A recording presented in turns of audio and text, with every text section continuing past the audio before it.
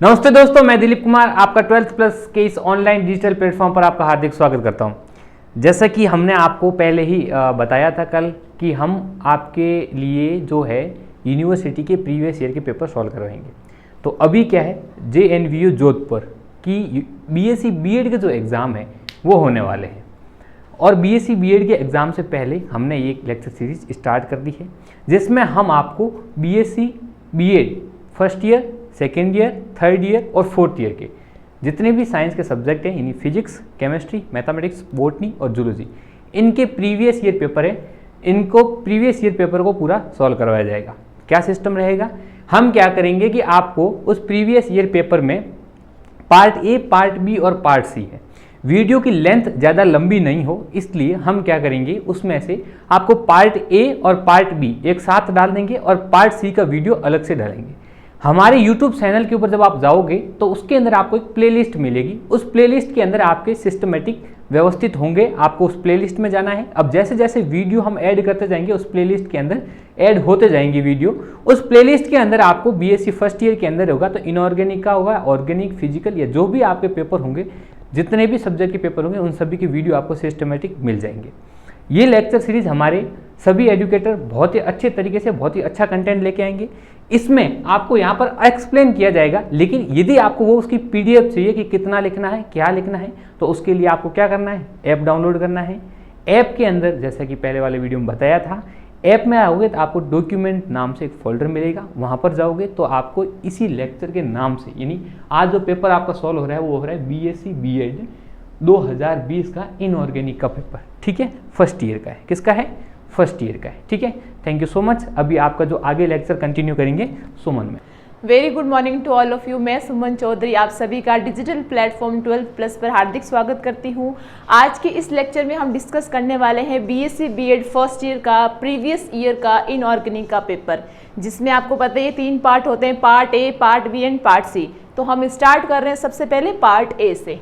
Part A का आपका पहला क्वेश्चन है, right one basic difference between valence bond theory and molecular orbital theory, यानी कि संयोजकता बंध सिद्धांत और आणविक बंध सिद्धांत के अंदर आपको क्या देना है, अंतर देना है।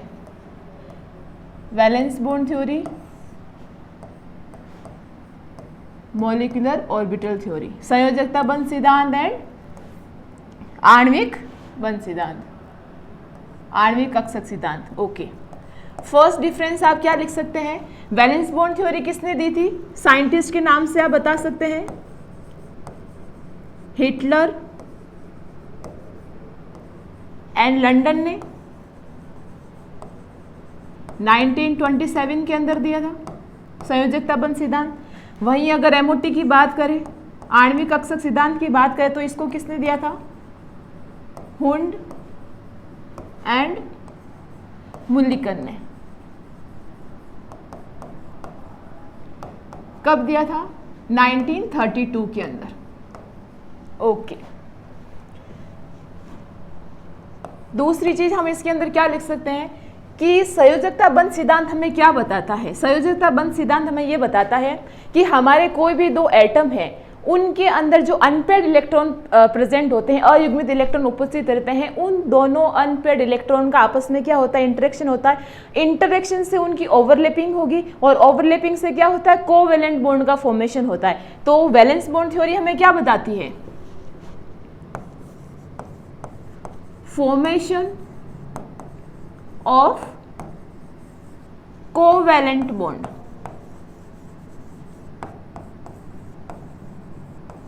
वहीं अगर MOT की बात करें तो MOT हमें क्या बताती है, MOT ये बोलती है कि कोई भी 2 एटॉमिक ऑर्बिटल है, कोई भी 2 एटॉमिक ऑर्बिटल है, उन दोनों के कंबाइन होने से हमें एक नया मॉलिक्यूलर ऑर्बिटल मिलेगा।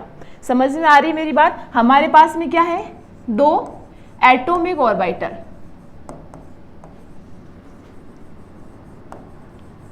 इन दोनों एटॉमिक ऑर्बिटल के कंबाइन होने से हमें एक क्या मिलता है, मॉलिक्यूलर ऑर्बिटल।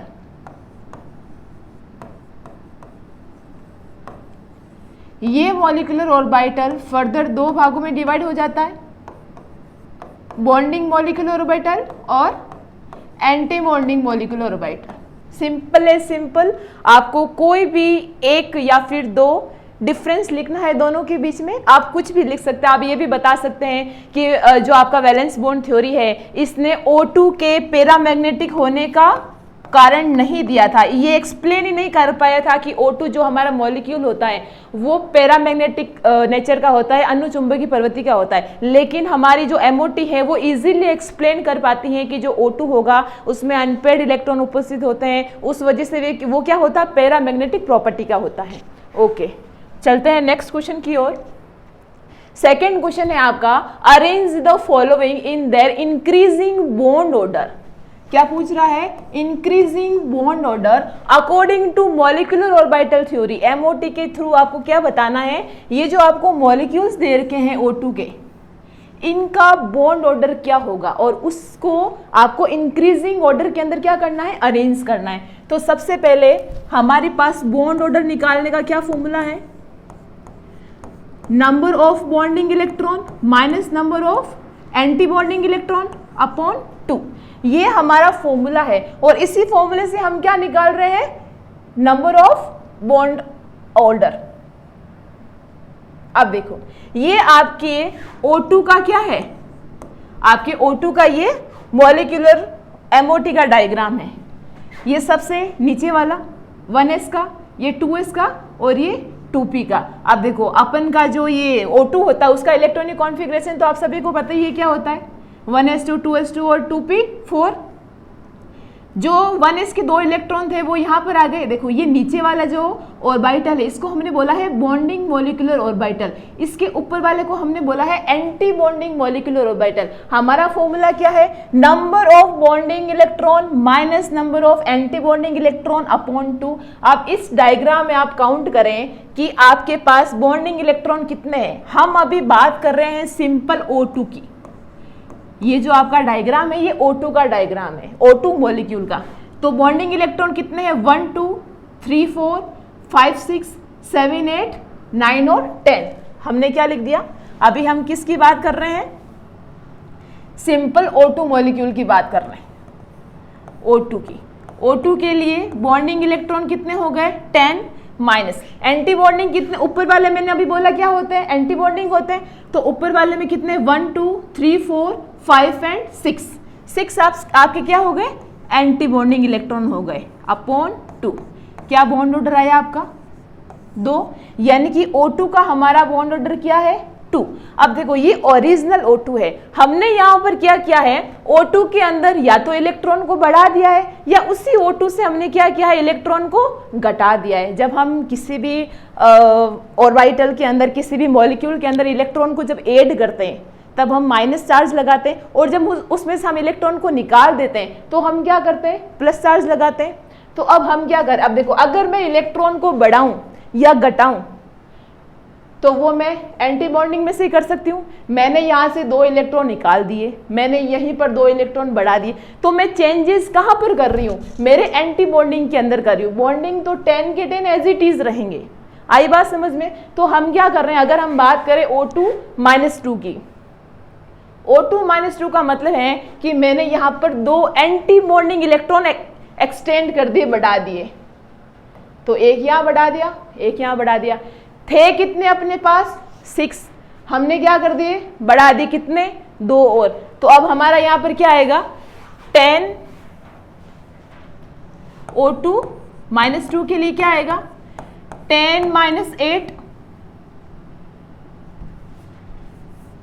10 - 8/2 क्या आया, 1।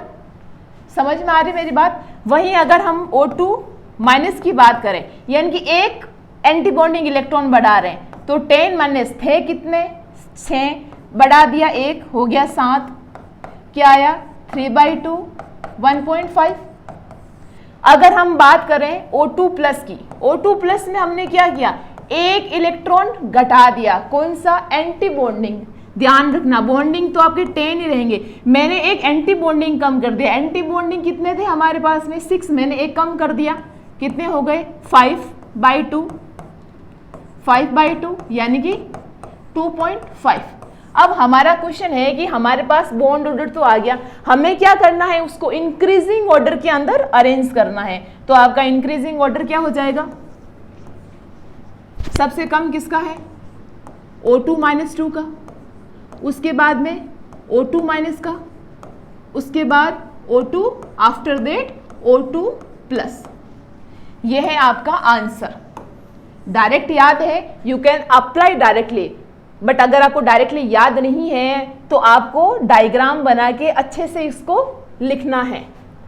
यहां पर एक चीज ध्यान रखनी है कि जितने number of anti bonding electron increase होंगे उतना ही हमारा जो बॉन्ड ऑर्डर है वो डिक्रीज होगा। आप देख रहे होंगे हमने यहाँ पर क्या किया, number of anti bonding electron बढ़ाए तो हमारा बॉन्ड ऑर्डर क्या हो गया, डिक्रीज हो गया। यहां पर हमने क्या किया, number of anti bonding electron घटा दिए तो हमारा बॉन्ड ऑर्डर क्या हो गया, इंक्रीज हो गया। ओके, नेक्स्ट क्वेश्चन है define bone Herbert cycle. Bone Herbert cycle क्या होता है आपको एक्सप्लेन करना है। देखो, बोन हेबर्ट साइकिल एक ऐसा साइकिल होता है जो कि आपको किसी भी आयनिक क्रिस्टल के फॉर्मेशन में जो एनर्जी इन्वॉल्व होती है, अब हम कोई भी आयनिक क्रिस्टल बनाएंगे तो हम क्या करेंगे, दो अलग अलग आयंस को क्या करेंगे, कंबाइन करेंगे, उनका फॉर्मेशन करेंगे, उसके बाद जाके हमारा क्या होगा, आयनिक क्रिस्टल बनेगा। तो अब वो आयनिक क्रिस्टल ऐसे ही तो नहीं बन गया, हमने बहुत सारी अलग अलग तरह की उनको एनर्जी दी होगी। For example sublimation energy, bond dissociation energy, ionisation energy, evaporation energy, ठीक है। तो इन सभी एनर्जी से मिलकर एक साइकिल बनता है, उसी साइकिल को हम क्या बोलते हैं, बोन हेबर्ट साइकिल। इसको सबसे पहले देने वाले कौन थे आपके, Max Born and Fritz Haber. इन्होंने क्या किया था, बोन हेबर्ट साइकिल दिया था। क्या करते हैं हम इसमें, कैलकुलेट लैटिस एनर्जी, लैटिस यानी कि आपकी जो जालक ऊर्जा है उसको क्या किया जाता है, इससे कैलकुलेट किया जाता है। ये है आपका बोन हेबर्ट साइकिल। इसमें ज़्यादा लिखना नहीं है, देखो कारण ये है, हम चाहे तो इसको बहुत ज़्यादा भी एक्सप्लेन कर सकते हैं कि हमने NaCl का एग्जाम्पल लिया, उसको हमने डिटेल में एक्सप्लेन किया, क्योंकि हमारा क्वेश्चन सिर्फ 2 मार्क्स का है। तो 2 मार्क्स के लिए हमने सिर्फ डेफिनेशन दी, हमने सिंपल सी उसकी 2-3 चीज़ें लिखी, सफिशियंट है। आप चाहो तो एग्जाम्पल दे सकते हो, कैसे, Na+Cl-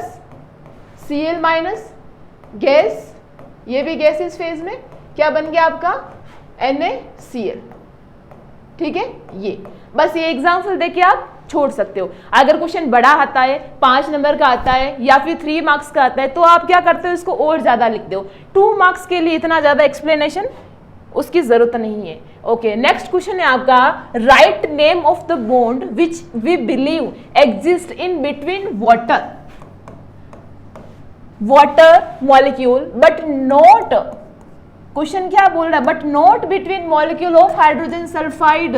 वो कौन सा बॉन्ड है जो कि आपके H2O के अंदर तो उपस्थित होता है लेकिन आपके H2S यानी कि हाइड्रोजन सल्फाइड के अंदर नहीं होता है। तो H2O का जब अपन नाम देखते हैं तभी हम ये समझ जाते हैं कि सिर्फ और सिर्फ हाइड्रोजन बॉन्ड ही ऐसा है आपका जो कि H2O के अंदर प्रेजेंट होता है और H2S के अंदर नहीं होता है। उसका क्या कारण है कि जो आपका हाइड्रोजन बॉन्ड है इसको बनने के लिए क्या रिक्वायरमेंट होती है, हाइड्रोजन बॉन्ड बनने के लिए हमें ज़रूरत होती है 2 अलग अलग एटम की इलेक्ट्रोनेगेटिविटी के अंदर ज़्यादा अंतर होना, तभी वो एक दूसरे को अट्रैक्ट कर पाएंगे और हाइड्रोजन बॉन्ड बना पाएंगे। अगर हम इलेक्ट्रोनेगेटिविटी देखें, हाइड्रोजन की क्या होती है 2.1, सल्फाइड की क्या होती है 2.5, ऑक्सीजन की क्या होती है 3.5। ये हमारी क्या है सारी की सारी इलेक्ट्रोनेगेटिविटी, विद्युत ऋणता।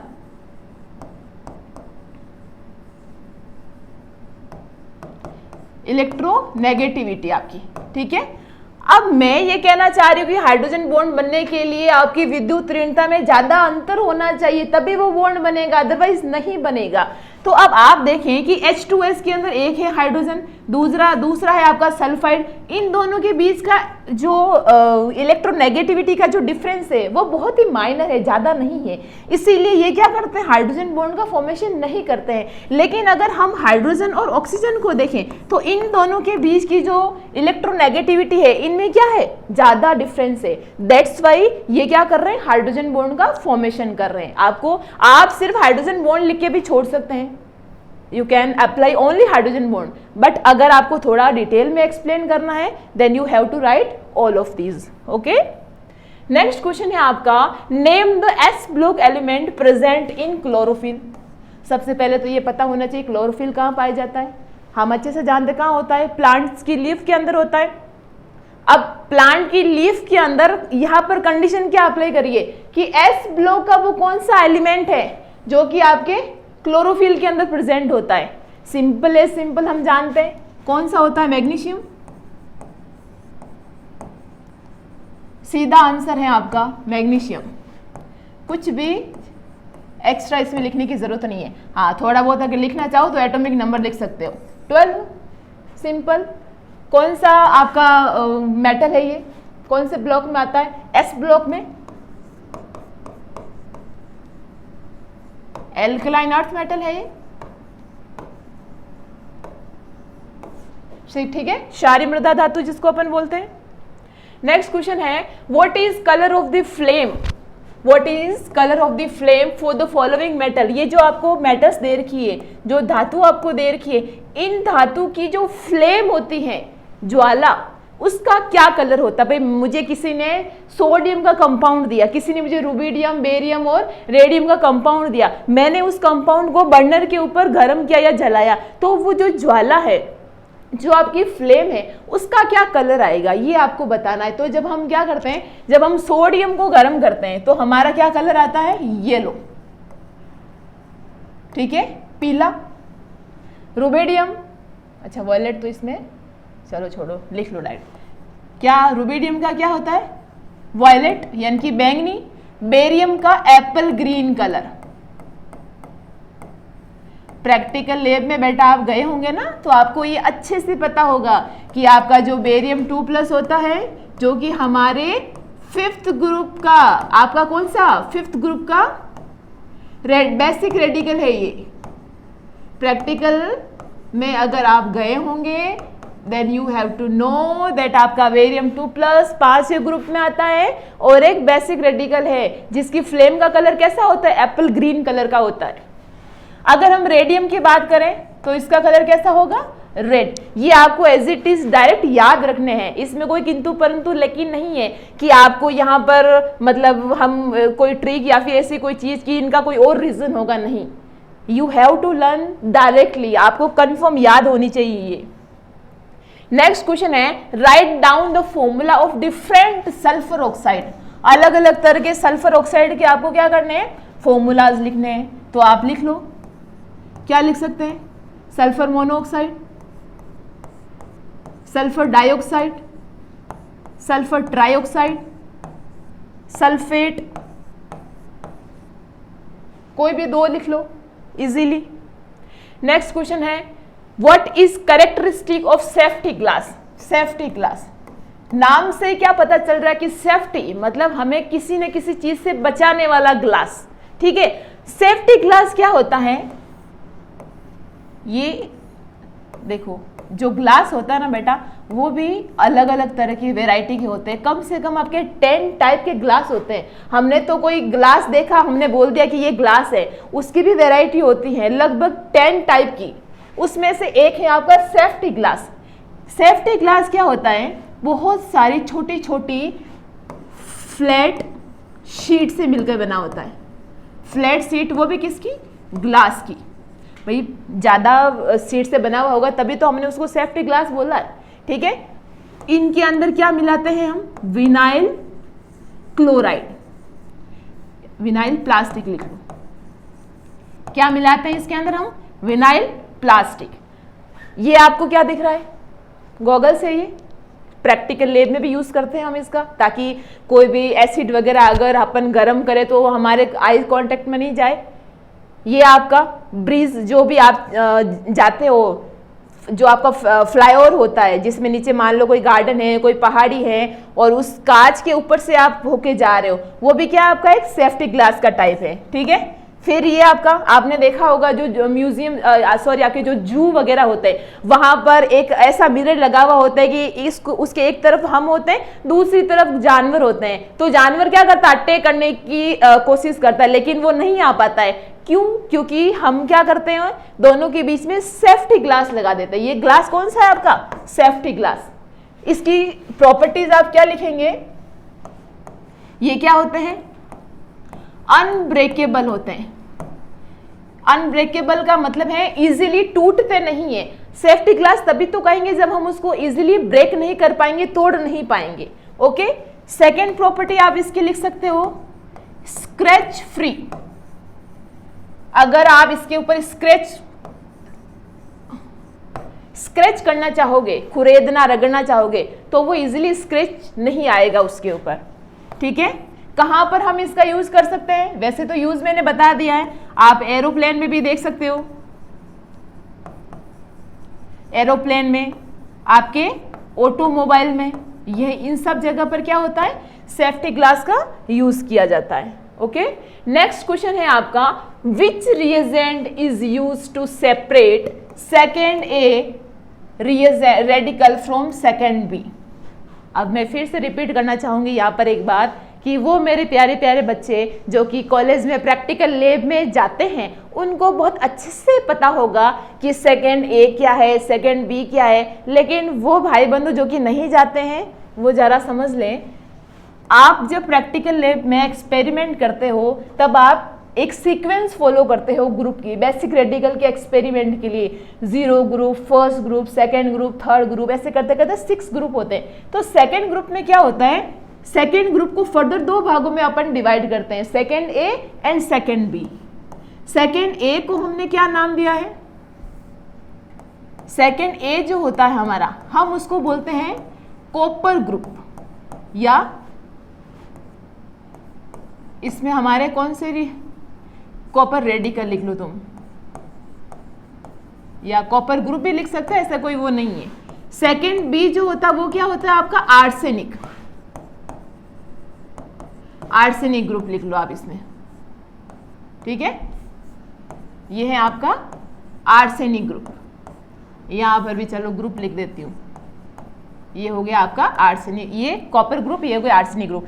अब सवाल हमसे ये पूछा गया है कि इन दोनों को हम कैसे सेपरेट करें, क्या ऐसा सॉल्यूशन डालें कि इन दोनों के अंदर जो बेसिक रेडिकल प्रेजेंट है हम उनको सेपरेट कर पाए।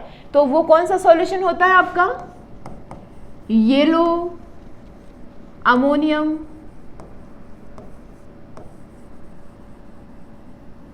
सल्फाइड। बेटा ये डायरेक्ट याद करने वाली चीज है, आपसे वाइवा में 100% पूछा जाएगा। ऐसा 100% आपका जो एग्जामिनर आता है वो आपसे पूछ लेता है कि बताओ कौन सा आपने सॉल्यूशन यूज किया। इसका फॉर्मूला हम क्या लिख सकते हैं, NH4 2SX, ठीक है। ये आपका क्या है, येलो अमोनियम सल्फाइड का फॉर्मूला है, डायरेक्ट आपको याद होना चाहिए। नेक्स्ट क्वेश्चन है आपका, व्हाट इज बफर। बफर क्या है, बहुत ही अच्छा प्यारा क्वेश्चन है और बहुत इंपॉर्टेंट भी है, क्योंकि कई बार छोटा आता है, कई बार बड़े फॉर्म में भी इसको आपसे एग्जाम के अंदर पूछा जाता है। तो देखो बफर सॉल्यूशन एक्चुअली में क्या होता है, ये या तो आपके, पहले तो ये समझ लो कि ये बना हुआ किससे होता है, सॉल्यूशन होता है ये तो हमें पता है, लेकिन किस चीज़ से बना हुआ होता है। ये बना हुआ होगा या तो आपके वीक एसिड या इसी वीक एसिड के कॉन्जुगेटेड बेस से। अरे किससे, कॉन्जुगेटेड बेस, कमजोर अम्ल और उसका संयुग्मित सार, या फिर आपका वीक बेस, दुर्बल सार और इसी दुर्बल सार का कॉन्जुगेटेड एसिड, संयुग्मित अम्ल। इन दोनों से मिलकर आपका क्या बना हुआ होता है, बफर सॉल्यूशन बना हुआ होता है। अब हमसे पूछा गया है कि व्हाट इज बफर, ये तो चलो हमने बता दिया कि ये होता क्या है, इसका काम क्या है। देखो, आप कोई भी सॉल्यूशन होता है आपका, उसके अंदर अगर आपने बफर सॉल्यूशन ऐड कर दिया है तो उस सॉल्यूशन के अंदर अगर आपने थोड़ा सा एसिड डाला है या फिर कोई भी बेसिक सॉल्यूशन डाला, क्षारीय सॉल्यूशन डाला है, तो ये बफर क्या करता है, उस सॉल्यूशन की पीएच को मेंटेन करके रखता है, उसको चेंज नहीं होने देता है। तो बफर का क्या काम है मेनली, कि ये आपकी जो पीएच होगी, किसी भी सॉल्यूशन की पीएच होगी, उसको मेंटेन करके रखेगा। चाहे तो आपने उसके अंदर एसिड ऐड किया हो, चाहे तो आपने उसके अंदर बेसिक कोई भी सॉल्यूशन ऐड किया हो, उसकी जो पीएच होगी ओरिजिनल वो की वो रहेगी। एक एग्जाम्पल के थ्रू एक्सप्लेन कर रही हूं, ध्यान से समझना। हमारे पास में 2 बीकर है, ठीक है, इससे आपको इजीली समझ में आ जाएगा। ये आपके पास में क्या है, 2 बीकर, ठीक है, पानी का कलर ही नहीं, कोई बात नहीं, वाइट वाइट। ये हमने क्या किया, दोनों के अंदर वाटर, इसमें हमने क्या है ऐड किया, वाटर प्लस बफर। देखो मैं आपको अंतर बता रही हूं कि जिस बीकर में हमने बफर ऐड किया है उसकी पीएच में क्या फर्क आएगा, और जिसमें हमने नहीं ऐड किया है उसमें क्या फर्क आएगा। वाटर की पीएच क्या हो गई 7, इधर भी क्या होगी पीएच 7 ही होगी, ठीक है। अब हम क्या कर रहे हैं, इनके अंदर एसिड ऐड कर रहे हैं, दोनों के अंदर हमने क्या किया है, एसिड ऐड कर दिया। मैंने इसके अंदर कोई भी एसिड, मान लो मैंने इसके अंदर HCl ऐड कर दिया, हाइड्रोक्लोरिक एसिड, दोनों के अंदर इक्वल क्वांटिटी में किया है। तुम चाहो तो यहाँ पर 1 ml लिख लो, 1 ml, ठीक है।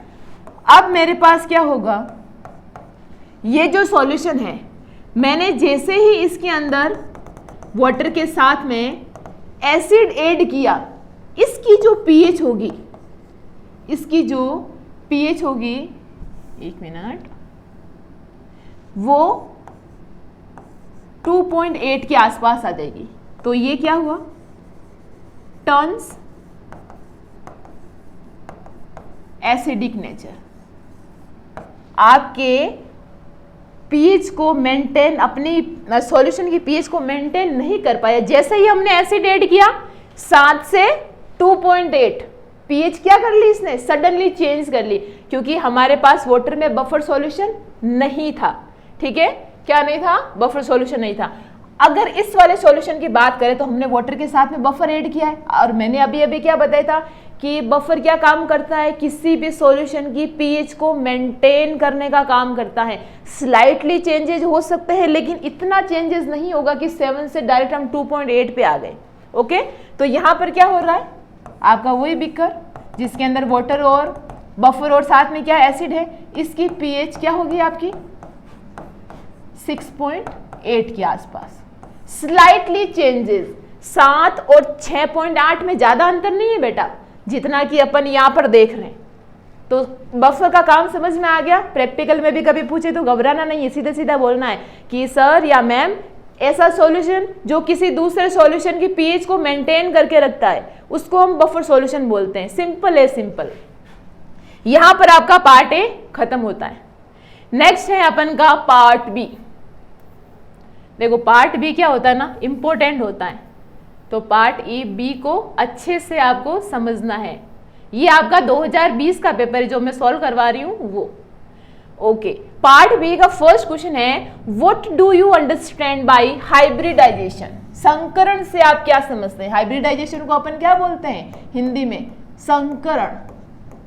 संकरण से आप क्या समझते हैं, what type of geometry is possible for molecule undergoing the following type of hybridization। सबसे पहले ये क्वेश्चन आपके 2 भागों में डिवाइडेड है। पहले तो आपको यही बताना है कि हाइब्रिडाइजेशन होता क्या है, उसके बाद आपको क्या बताना है कि जो आपको ये हाइब्रिड मॉलिक्यूल्स दे रखे हैं, जो आपको ये हाइब्रिडाइजेशन के टाइप दे रखे हैं, इनकी आपको ज्योमेट्री बतानी है। ज्योमेट्री तभी बता पाएंगे जब हमें इनके एग्जाम्पल पता होंगे। समझ में आ गई। तो सबसे पहले हम क्या समझते हैं, हाइब्रिडाइजेशन क्या होता है। सिंपल सा कंसेप्ट आपको दिमाग में रखना है कि जब दो समान ऊर्जा के कक्षक आपस में मिक्स होंगे, मैंने जो लाइन बोली उसको ध्यान से सुनना, मैंने बोला है दो लगभग समान ऊर्जा के कक्षक आपस में क्या होंगे, इंटरमिक्सिंग करेंगे।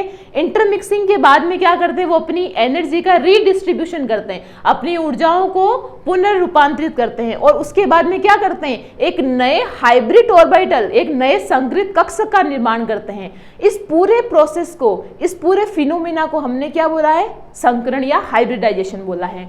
यहाँ पर समझेंगे, यहाँ पर एक्सप्लेन कर रही हूँ। हमारे पास में मान लो कोई भी समान ऊर्जा वाले दो कक्षक है, ये है मेरे पास 2s, ये है मेरे पास में 2p। दोनों की एनर्जी समान होंगी क्योंकि दोनों के सेल क्या है, बराबर है। ये भी 2s है, ये और ये क्या है, 2p है, एक ही सेल के अंदर है। अब मैंने बोला है हम इसके अंदर क्या कर रहे हैं, इसकी क्या करवा रहे हैं, इंटरमिक्सिंग। मैंने करवा दी इसकी इंटरमिक्सिंग। इंटरमिक्सिंग का मतलब होता है मिश्रित करना। उसके बाद में redistribution of energy, redistribution of energy. हमें क्या मिला है,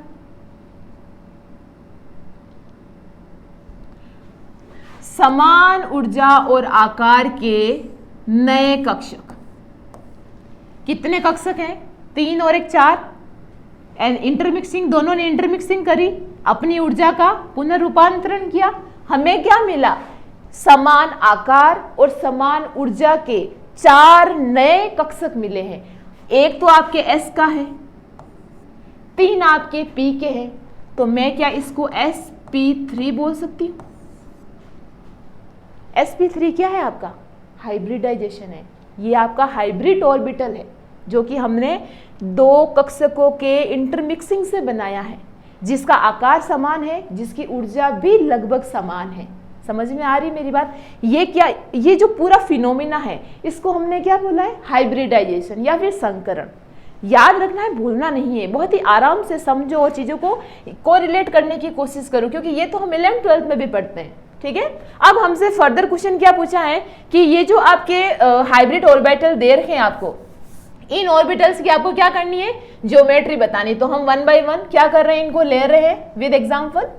सबसे पहला है हमारा sp2। अब sp2 का एग्जांपल है आपका BCl3।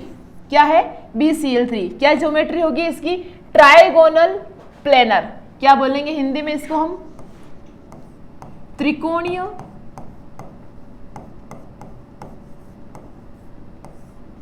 बड़ी गंदी राइटिंग मेरी हिंदी में, त्रिकोणीय समतल्य। ठीक है, ट्राइगोनल प्लेनर यानी कि त्रिकोणीय समतल्य, इसकी क्या होती है, ज्यामिति होती है। जियोमेट्री मतलब ज्यामिति। ठीक है, अब देखो इलेक्ट्रॉनिक कॉन्फ़िगरेशन बोरोन का 1s2 2s2 2p1। लास्ट वाले हम बोली क्या रहे, समान ऊर्जा के कक्षक, समान ऊर्जा के ये दोनों ही होंगे, 2s 2p1। s में कितने इलेक्ट्रॉन है आपके, 2। 1 मिनट, हाँ, s में कितने इलेक्ट्रॉन है, 2। p में कितना है, 1। ये 2 और 1। ये आपकी ग्राउंड स्टेट है, ये आपकी एक्साइटेड स्टेट। एक्साइटेड स्टेट में क्या होता है, s वाला इलेक्ट्रॉन p के अंदर चला जाएगा। क्या किया, यहां चला गया। अब s का 1 p के 2, क्या बना, sp2। हम यही तो पढ़ा हमने अभी हाइब्रिडाइजेशन के अंदर कि समान ऊर्जा के कक्षक, इंटरमिक्सिंग होगा, ऊर्जाओं को रिडिस्ट्रीब्यूट करेंगे और क्या करेंगे, समान आकार और ऊर्जा के नए कक्षक बनाएंगे। इसने यही तो किया है, sp2 बना लिया। अब इसकी अगर अपन ज्यामिति की बात करें, ज्योमेट्री की बात करें, तो वो क्या होगी, बोरोन 3 क्लोरीन से 3 सिग्मा बॉन्ड के थ्रू जुड़ा हुआ है। बॉन्ड ऑर्डर क्या है, 120 डिग्री। ठीक है, ये इसका एग्जाम्पल हो गया, एग्जाम्पल का डायग्राम हो गया। ये इसकी ज्योमेट्री होगी ट्राइगोनल प्लेनर यानी कि त्रिकोणीय समतलीय। याद होनी चाहिए बेटा, आराम से याद करो, इसमें कोई किंतु परंतु लेकिन है ही नहीं।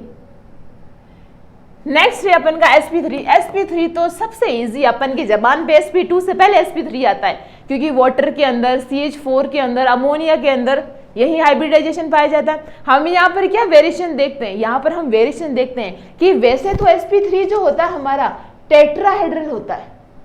क्या होता है, टेट्राहेड्रल चतुष्फलकीय होता है, लेकिन वो कब होगा जब सिर्फ सिग्मा बॉन्ड प्रेजेंट होंगे। सिग्मा बॉन्ड से मेरा मतलब है कि सिर्फ बॉन्ड पेयर होंगे, लोन पेयर नहीं होंगे। जैसे ही लोन पेयर आए VSEPR थ्योरी अप्लाई हो जाती। जैसे ही लोन पेयर आए क्या हुआ, डिस्टोर्टेड जियोमेट्री मिलती है अपन को।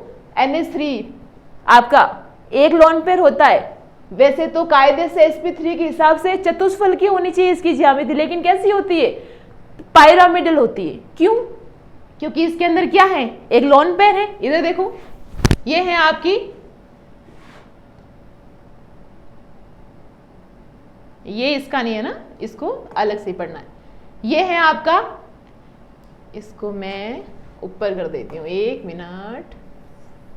हम इसको कहाँ सेट कर देते हैं, यहाँ सेट कर देते हैं। ओके, आप अरे भाई जाओ मत। ओके, हाइड्रोजन, ये है आपका NH3, हाइड्रोजन हाइड्रोजन हाइड्रोजन, एक लोन पेयर है। जैसे ही लोन पेयर आया, इसकी जो ज्योमेट्री है वो डिस्टोर्टेड हो गई, विकृत हो गई। होनी जो चाहिए थी टेट्राहेड्रल, वो नहीं होके क्या है इसकी, पायरामिडल शेप की होती है, पिरामिड के आकार की। क्या लिखेंगे हम, पायरामिडल, ये ज्योमेट्री होती है। अगर H2O की बात करें, 2 लोन पेयर होते हैं इसके अंदर, होनी क्या चाहिए, टेट्राहेड्रल, होती क्या है, वी शेप, वी शेप या फिर बेंट शेप की। ये तो आपका क्या होगा, टेट्राहेड्रल ही होगा। CH4 आपका क्या होगा, टेट्राहेड्रल होगा। यहाँ बॉन्ड एंगल क्या है हाइड्रोजन हाइड्रोजन के बीच का, 107.5 डिग्री। ओके, ठीक है। नेक्स्ट है अपन का sp3d, एग्जाम्पल PCl5। देखो याद करने का तरीका बताती हूँ। यहां पर आपके कितने ऑर्बिटल हैं, एक S, 3 P, 1 D, कितने हो गए, 1 और 3 4, 4 और 1 5, 5 से एग्जाम्पल याद रखो 5, PCl5। सभी में ऐसे याद रख सकते हो आप लोग। 5 में क्या हो गए, यहां पर 5 है तो एग्जाम्पल भी हमें 5 वाला लेके आना है, PCl5। याद रखने का तरीका बता रही हूँ। एग्जाम में अपन सोचे, इतना वक्त नहीं होता हमारे पास, हमें सिर्फ आंसर लिखना वहां पे जाके। PCl5, 5 से 5 याद हो गए। क्या हो गई इसकी ज्योमेट्री, ट्राइगोनल बाई पायरामिडल। कैसी होती है, P, 2 Cl आपके इस तरह से जुड़े हुए हैं, एक Cl आपका यहां पर, एक Cl आपका यहां पर। ये क्या है आपकी, कैसी ज्योमेट्री है, ट्राइगोनल। अरे भाई कहाँ जा रहा है, ये हो गई आपकी ट्राइगोनल बाई पायरामिडल। ठीक है, नेक्स्ट बात करते हैं हम sp3d2 की। sp3d2 यहां पर भी आप चाहो तो इसको इस तरह से याद कर सकते हो। कैसे, एक S, 3 P, 2 D, कितने हो गए, 3 4 5 और एक 6, 6 से 6। जितने ऑर्बिटल उतने ही हमें क्या करने हैं, नंबर का एग्जाम्पल भी लेना। याद करने का ये तरीका है। आप चाहो तो कितने भी एग्जाम्पल ले लो, लेकिन मैं तो वही बताऊंगी जो इजी है, जो आपको जल्दी से समझ में आए। तो हमने क्या किया, SF6 लिया है। अब SF6 जो होता है वो कैसा होता है आपका, ऑक्टाहेड्रल, यानी कि अष्टफलकीय।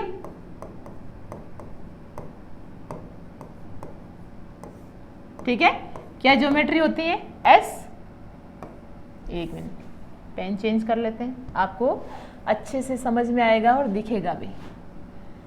ये है आपका S, ये आपका F, F, F, F, एक इस तरह से, एक इस तरह से। ये क्या है आपका, ऑक्टाहेड्रल शेप, मतलब ये F यहाँ पर है। ठीक है, ये समझ लेना, ऐसे। ये हो गया आपका F। ये क्या है आपका, अष्टफलकीय, एग्जाम्पल SF6। कौन सा संकरण है, sp3d2। ठीक है, नेक्स्ट है आपका sp3d3। इसको कैसे याद रखोगे, 3 3 6 7, इसको ऐसे याद रख लेना, 6 और एक 7। क्योंकि मैंने ये एग्जाम्पल इसलिए लिया है क्योंकि ये आपको इजीली याद रहेगा। ये अपने का ऑक्टाहेड्रल है और ये डिस्टोर्टेड ऑक्टाहेड्रल है। क्यों है डिस्टोर्टेड ऑक्टाहेड्रल? क्योंकि इसके अंदर क्या है, एक लोन पेयर प्रेजेंट है। ये हमारा xenon F F F and F, ये अगेन F, ये वापस F, ये तो है ही। अब यहां पर एक क्या होता है आपका लोन पेयर। जैसे ही लोन पेयर आया, लोन पेयर और बॉन्ड पेयर में क्या हो रहा है यहां पर, लोन पेयर और बॉन्ड पेयर में क्या हो रहा है आपका रिपल्शन, और उसी रिपल्शन से क्या होगा, इनका जो बॉन्ड एंगल है वो डिस्टोर्टेड हो जाएगा। ठीक है, और इसी डिस्टोर्शन के कारण हमने इसको क्या बोला है, डिस्टोर्टेड ऑक्टाहेड्रल, या हम इसको हिंदी में क्या बोल सकते हैं, विकृत अष्टफलकीय। ठीक है, ये क्या है आपका sp3d3 का एग्जाम्पल। बस यही है आपका ओवरऑल,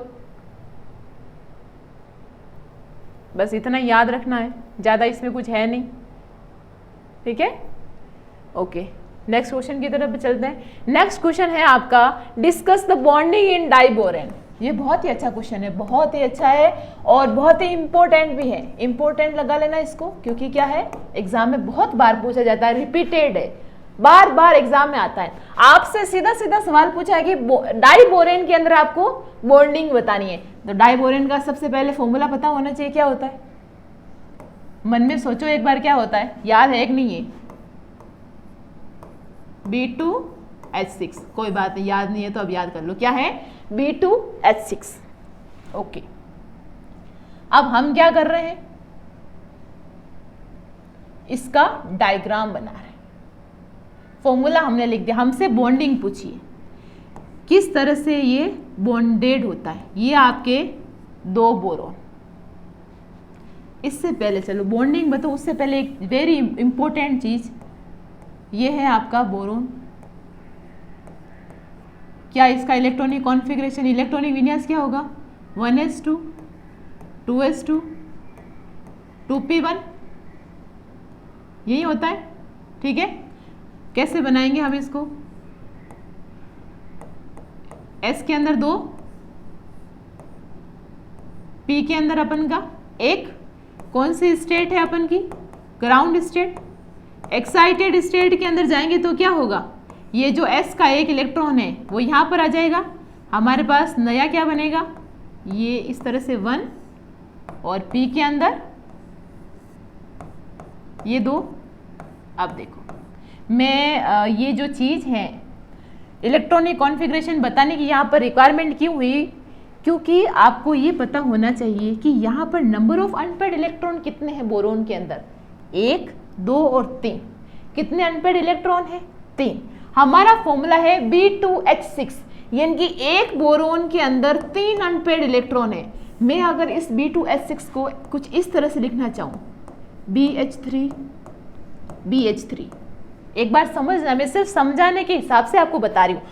बोरोन के 3 अनपेयर्ड इलेक्ट्रॉन, बोरोन के 3 अयुग्मित इलेक्ट्रॉन हाइड्रोजन के एक एक अयुग्मित इलेक्ट्रॉन के साथ में क्या करेंगे, बॉन्ड बना लेंगे। तो मैं यहाँ पर ऐसा लिख सकती हूँ कि हाइड्रोजन का एक आपका अनपेयर्ड इलेक्ट्रॉन यहाँ, एक यहाँ, एक यहाँ और एक यहाँ, क्या बनाया इन्होंने, बॉन्ड बनाया।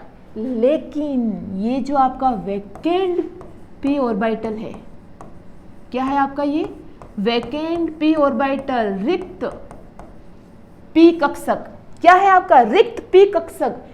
यहां पर इंपॉर्टेंट चीज यही है याद रखने वाली कि आपके अनपेयर्ड इलेक्ट्रॉन वाले ऑर्बिटल के साथ साथ में जो आपका वैकेंट p ऑर्बिटल है वो भी क्या करेगा, B2H6 की बॉन्डिंग में भागीदार होगा। उतना ही इसका पार्टिसिपेशन होगा जितना कि आपके अनपेयर्ड इलेक्ट्रॉन का है। Do you understand? ओके, ये तो समझ में आ गया आपको कि आपके जो ये 3 अनपेयर्ड इलेक्ट्रॉन हैं उनके साथ साथ में जो आपका वैकेंट p ऑर्बिटल है ये भी बॉन्डिंग में भाग लेने वाला है। अब बॉन्डिंग की बात करें अपन, ये तो हमारा हाइब्रिडाइजेशन हो गया। चलो बोरोन बोरोन, अब मैं क्या कर रही हूँ, जो आपके अनपेड इलेक्ट्रॉन वाले ऑर्बिटल है उनको एक कलर का बता रही हूँ, ये, और मैंने बता इसको थोड़ा दूर बना देती हूँ, बोरोन, ये बना लिया। चलो वापस इसका ये, इसका ये और ये। अब हम क्या कर रहे हैं, दूसरे कलर से, ये है अपन का वैकेंट,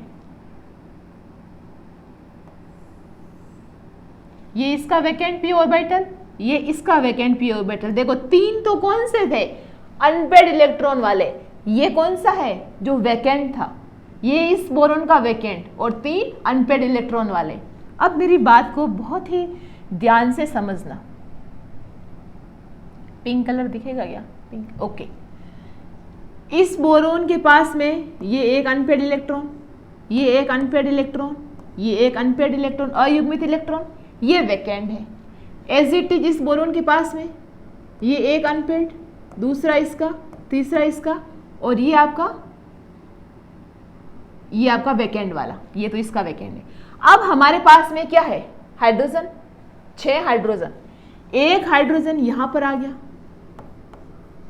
दूसरा हाइड्रोजन यहां पर बॉन्डिंग करेगा, तीसरा यहां पर, चौथा यहां पर, पांचवा यहां पर, छठवा यहां पर। ध्यान से मेरी बात को समझना कि मैं क्या एक्सप्लेन करना चाह रही हूं आप लोगों को।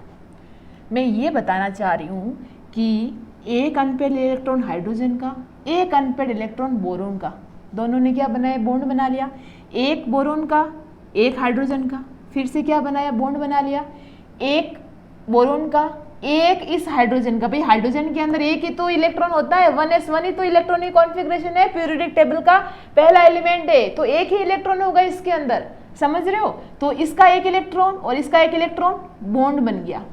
लेकिन अगर, अच्छा इधर भी same as it is, bond bond, and ये आपका क्या हो गया, बॉन्ड हो गया, ठीक है, बॉन्ड बन गया इनके बीच में। अब मेरा आपसे ये कहना है कि जो बोरोन के पास में वैकेंट पी ऑर्बिटल था, रिक्त पी कक्षक था, उसने भी बॉन्डिंग में अब पार्टिसिपेट किया। ये देख लो आप, ये यहाँ पर और ये यहाँ पर, यानी कि मैं आपसे ये कह सकती हूँ कि जो आपका बोरोन, आपका हाइड्रोजन और जो आपका बोरोन है, वापस बोरोन, हाइड्रोजन और जो आपका बोरोन है, ये 3 सेंटर्ड 2 इलेक्ट्रॉन है। क्या कहना चाह रही हूं, 3 सेंटर का मतलब है पहला, दूसरा और तीसरा, 3 एटम। 2 इलेक्ट्रॉन का मतलब है कि ये तीनों आपके सिर्फ और सिर्फ 2 इलेक्ट्रॉन से ही जुड़े हुए हैं। मेरी बात को समझने की कोशिश करना, ये सबसे इंपॉर्टेंट चीज यही है कि B2H6 के अंदर 3 सेंटर्ड 2 इलेक्ट्रॉन आपका जो अरेंजमेंट होता है इस तरह से कि आपका, देखो मैं आपको एक चीज बताती हूं, अपन कोई भी, हमने ये एटम लिए, हमने इनको कंबाइन किया, एक इलेक्ट्रॉन इसका, एक इलेक्ट्रॉन इसका, बॉन्ड बन गया। मैं यहां पर क्या करूंगी, ये मैंने एक ए और लिख दिया, तो अब यहां पर एक इलेक्ट्रॉन इसका और एक इसका, टोटल कितने इलेक्ट्रॉन, 1 2 3 और 4 इलेक्ट्रॉन, समझ में आ रही। लेकिन तभी तो ये तीनों आपस में जुड़े हुए हैं। लेकिन यहां पर क्या पढ़ रहे हैं हम कि सिर्फ 1 2 ही इलेक्ट्रॉन है, लेकिन तीनों आपस में जुड़े हुए हैं। यही तो चीज हमें यहां पर पढ़नी है, समझ में आ रही बात। तो ये चीज हम किस तरह से पढ़ते हैं कि एक अनपेड इलेक्ट्रॉन बोरोन का, एक अनपेड इलेक्ट्रॉन हाइड्रोजन का और एक वैकेंट पी ऑर्बिटल, ये तीनों मिला के आपका 3 सेंटर्ड 2 इलेक्ट्रॉन अरेंजमेंट बनाते हैं। यहां पर 2 सेंटर 2 इलेक्ट्रॉन है, 2 सेंटर हैं और 2 इलेक्ट्रॉन है, 2 सेंटर हैं 2 इलेक्ट्रॉन है, इसलिए हम इसको क्या बोलते हैं, 2 सेंटर्ड 2 इलेक्ट्रॉन, द्विकेंद्रीय द्वि इलेक्ट्रॉन, त्रिकेंद्रीय द्वि इलेक्ट्रॉन, समझ में आ गया कैसे? सेंटर का मतलब पहला सेंटर, दूसरा सेंटर, तीसरा सेंटर, इलेक्ट्रॉन 2, एक हाइड्रोजन का, एक इस बोरेन का। इस बोरेन का तो हो ही नहीं सकता क्योंकि 3 ही थे, 3 में एक तो इसने इसके साथ बॉन्डिंग कर ली, दूसरे ने इसके साथ कर ली, तीसरे ने इसके साथ कर ली, तो ये तो वैकेंट ही हो गया। एज इट इज इस बोरेन के साथ में भी है। तो समझ में आ गई आपको बॉन्डिंग। अब इसमें कुछ लेंथ वगैरह है कि बोरोन हाइड्रोजन के बीच की लेंथ क्या होती है, इन बोरोन हाइड्रोजन के बीच की लेंथ क्या होगी, इस बोरोन और इस बोरोन के बीच की लेंथ क्या होगी, इन बॉन्ड को हम क्या बोलते हैं, ये सब मैं अभी आपको एक दूसरे डायग्राम में बताऊंगी। एग्जाम में आपको दोनों बनाना है, ये भी बनाना है और अभी जो हम बनाने जाएंगे वो भी आपको क्या करना है, बनाना है साथ में। ओके, देखो ये जो आपके हाइड्रोजन है बोरोन से जुड़े जो बाहर की तरफ है, ये बाहर की तरफ है और यहां पर भी क्या बाहर की तरफ है, इनको हम बोलते हैं टर्मिनल बॉन्ड। क्या बोलेंगे? टर्मिनल बॉन्ड बोलते हैं या टर्मिनल हाइड्रोजन बॉन्ड भी आप बोल सकते हो। वेरी वेरी इंपॉर्टेंट, याद रखना है। हिंदी मीडियम वाले बच्चे बेटा कोशिश करना कि इसको आप टर्मिनल बॉन्ड ही याद करो, ठीक है? आप ऐसा मत सोचना कि हमें हिंदी में चाहिए। केमिस्ट्री एक ऐसी सब्जेक्ट है जो कि मतलब 100 में से 80% अपन इंग्लिश के टर्म याद अपन यूज करते हैं यहाँ पर। तो कोशिश करो कि कुछ कुछ चीजें, बाकी तो मैं आपका हिंदी टर्मिनोलॉजी बता रही हूँ, कुछ कुछ चीजें ऐसी जो आप डायरेक्ट इंग्लिश में याद करो। टर्मिनल बॉन्ड याद हो जाएगा। ओके, ये टर्मिनल बॉन्ड दोनों, ये भी क्या है टर्मिनल बॉन्ड क्योंकि बाहर की तरफ बने हुए हैं, ठीक है? टर्मिनल का मतलब क्या होता है, मेरे पास carbon carbon carbon carbon carbon carbon है, मैं आपसे पूछती हूँ कि इसमें से टर्मिनल कार्बन कौन से बताओ, आपका आंसर क्या होना चाहिए कि ये और ये दोनों क्या है टर्मिनल कार्बन। टर्मिनल का मतलब तो सबसे साइड वाला, बड़ी सी रो है, सबसे उधर वाला और सबसे इधर वाला, दोनों क्या होंगे टर्मिनल होंगे। समझ में आ गई? ये है आपका टर्मिनल बॉन्ड। और ये जो बॉन्ड है बोरोन हाइड्रोजन और बोरोन के बीच में बन रहा है, इसको हम क्या बोलते हैं, यहाँ लिख दो, इसको हम बोलते हैं बनाना बॉन्ड।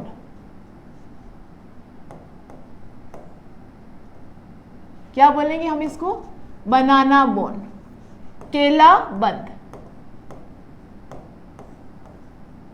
ठीक है बेटा? या फिर हम इसको क्या बोल सकते हैं, ब्रिज बॉन्ड, याद लिख दो, ब्रिज बॉन्ड।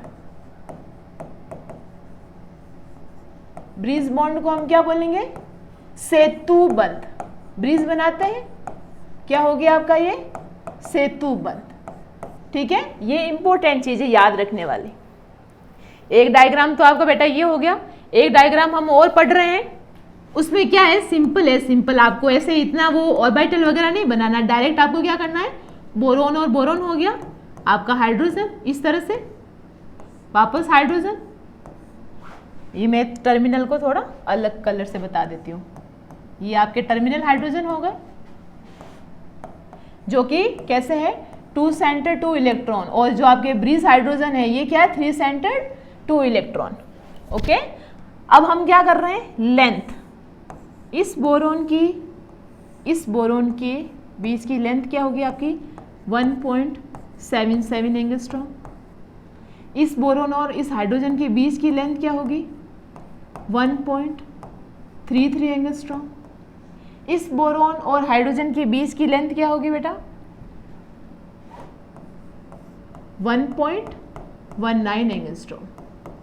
समझ में आ गया? अगर बॉन्ड एंगल की बात करें, ये अंदर वाला जो बॉन्ड एंगल है ये क्या है आपका 97 डिग्री, बाहर वाला 120 डिग्री। बस इतना बहुत है, इससे ज़्यादा डिटेल में नहीं जाना है। हाँ, अब जहाँ पर थ्योरी की बात है, मैं क्या कर रही हूँ, एक्सप्लेनेशन दे रही हूँ। थ्योरी आपको 100% PDF के फॉर्म में मिलेगी। आपको हमारा ऐप डाउनलोड करना पड़ेगा 12+, उसमें आपको complete PDF as a notes Hindi और इंग्लिश मीडियम आपको प्रोवाइड करवा दी जाएगी। लिखवा इसलिए नहीं रहे क्योंकि टाइम बहुत ज़्यादा कंज्यूम हो रहा है उसके ऊपर, इसलिए हम क्या कर रहे हैं, डायरेक्ट एक्सप्लेनेशन दे रहे हैं। थ्योरी तो आप अपनी बुक से या फिर कहीं से भी पढ़ सकते हो, लेकिन एक्सप्लेनेशन ज़रूरी होता है। ओके, ये होगी आपकी bonding in diborane. Next question है, what is radius ratio. What is radius ratio, calculate radius ratio for coordination number 6। Coordination number 6 आते ही आपको NaCl याद आना चाहिए। NaCl जो होता है उसके अंदर कौन सा कोऑर्डिनेशन नंबर पाया जाता है? 6। ओके, सबसे पहला है हमारा रेडियस रेशियो, त्रिज्या अनुपात। क्या बोलते बेटा हिंदी के अंदर इसको हम? त्रिज्या अनुपात। क्या हमारा फॉर्मूला होता है? R plus upon R minus धनायन की त्रिज्या बटे ऋणायन की त्रिज्या। धनायन यानी कि the radius of cation upon radius of anion. The ratio of cation and anion is known as radius ratio. आप यहां पर इसको लिख लो। R प्लस को क्या लिखेंगे?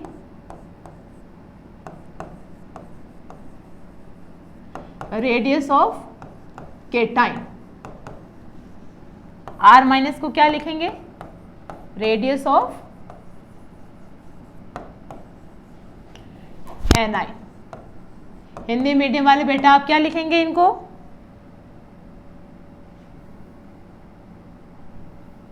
अरे हाँ, हिंदी मीडियम वाले बच्चे लिखेंगे धनायन की त्रिज्या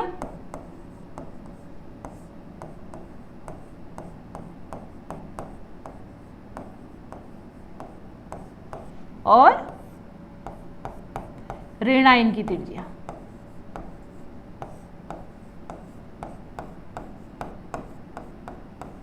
ठीक है बच्चा। अब हमसे ये तो हो गया आपका रेडियस रेशियो। एग्जाम में यही लिखना है कि धनायन की त्रिज्या तथा ऋणायन की त्रिज्या का जो अनुपात होता है वही हमारा क्या होता है? त्रिज्या अनुपात होता है। अब एग्जाम्पल देख लो, वही आपका कोऑर्डिनेशन नंबर 6 के लिए भी हो जाएगा। एग्जाम्पल NaCl किस में टूटेगा? Na प्लस, अरे क्या दिक्कत है, Na plus and Cl minus के अंदर। अब हमारा जो फॉर्मूला है वो यही तो बोल रहा है। Na प्लस जो है हमारा क्या है? कैटाइन है। Cl माइनस हमारा क्या है? एनाइन है। Na प्लस की जो त्रिज्या होती है 0.95 एंगस्ट्रॉम, अगर एनाइन की बात करें तो 1.81 एंगस्ट्रॉम। फॉर्मूला क्या है हमारा? R इज इक्वल्स टू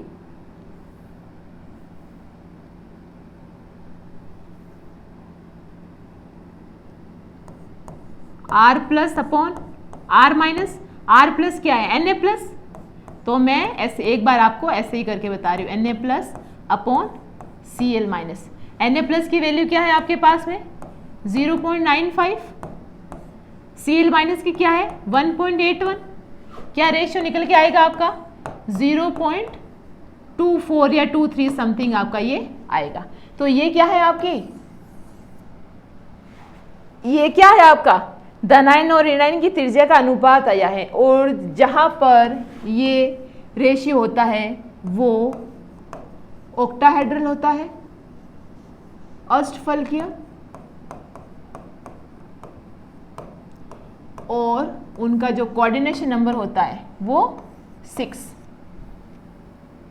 जो सहसंयोजक नंबर होगा वो क्या होगा? 6। तो NaCl को हम क्या लिख सकते हैं? 6:6। आई बात समझ में? बस इतना ही लिखना है आपको इसमें।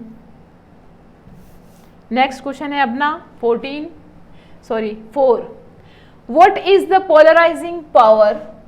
क्वेश्चन है why is the polarising power of copper plus ion more than that of sodium plus ion. Question आपसे ये कहना चाह रहा है कि कॉपर प्लस आयन जो है आपका, कॉपर आयन है, उसकी ध्रुवण समता जो है वो सोडियम से ज्यादा क्यों है? देखो, ध्रुवण समता हम कहां से कोरिलेट कर पा रहे हैं? फाजान रूल से। फाजान रूल हमें क्या बताता है? According to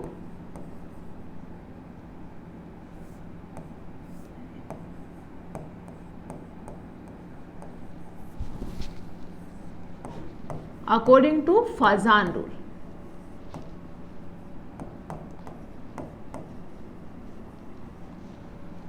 according to Fajans rule कोई भी कैटाइन, कोई भी आपका कैटाइन जितनी छोटी साइज होगी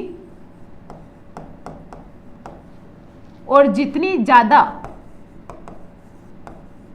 चार्ज डेंसिटी होगी,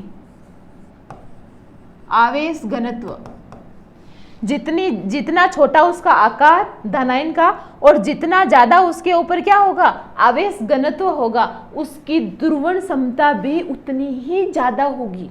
मेरी बात को बहुत अच्छे से वापस सुनना।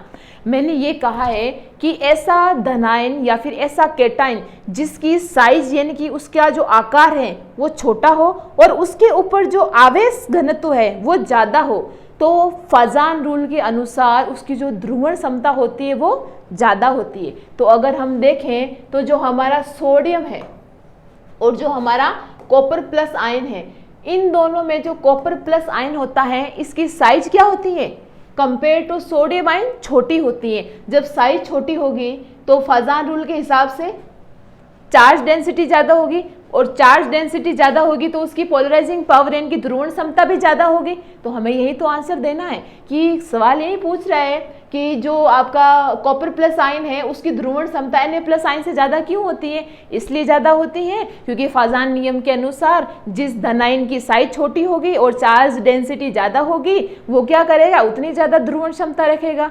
तो इसलिए कॉपर प्लस आयन जो है वो Na प्लस आयन से आकार में छोटा होता है, तो उसकी ध्रुवण क्षमता भी क्या होगी, ज़्यादा होगी। ओके, ये आंसर आपको लिखना है। नेक्स्ट है lithium chloride is insoluble in water where is NaCl is soluble. Why?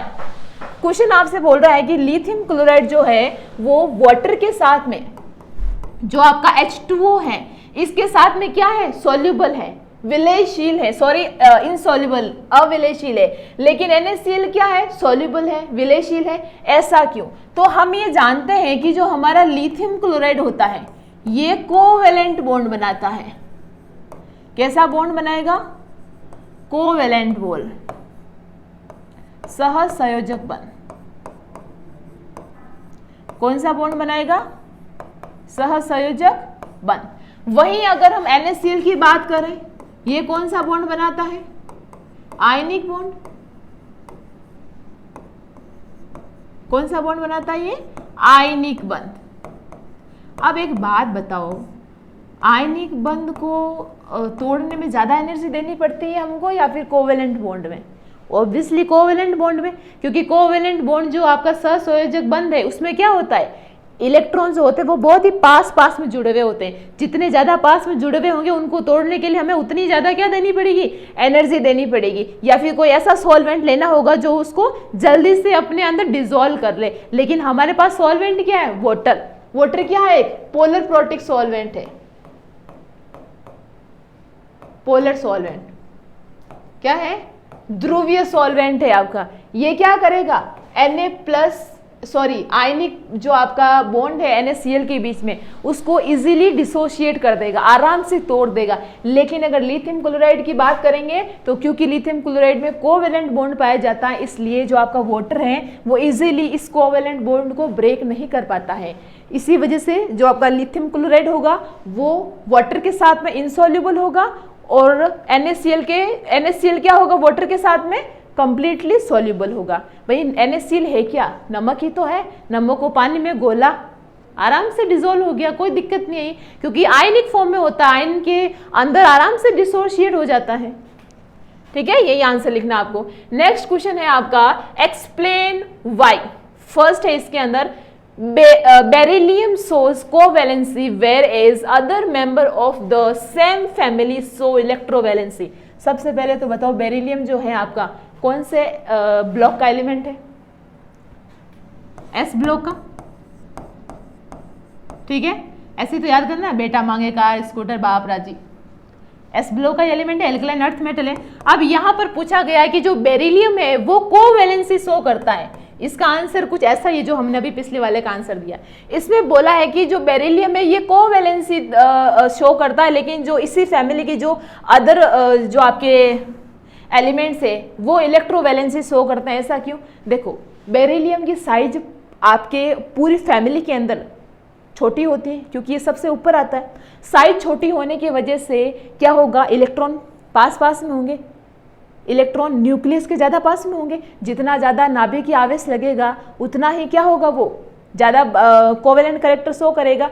तो हम क्या करते हैं कि बेरिलियम को आयोनाइज करने के लिए ज़्यादा एनर्जी लगाते हैं, जो कि पॉसिबल नहीं है।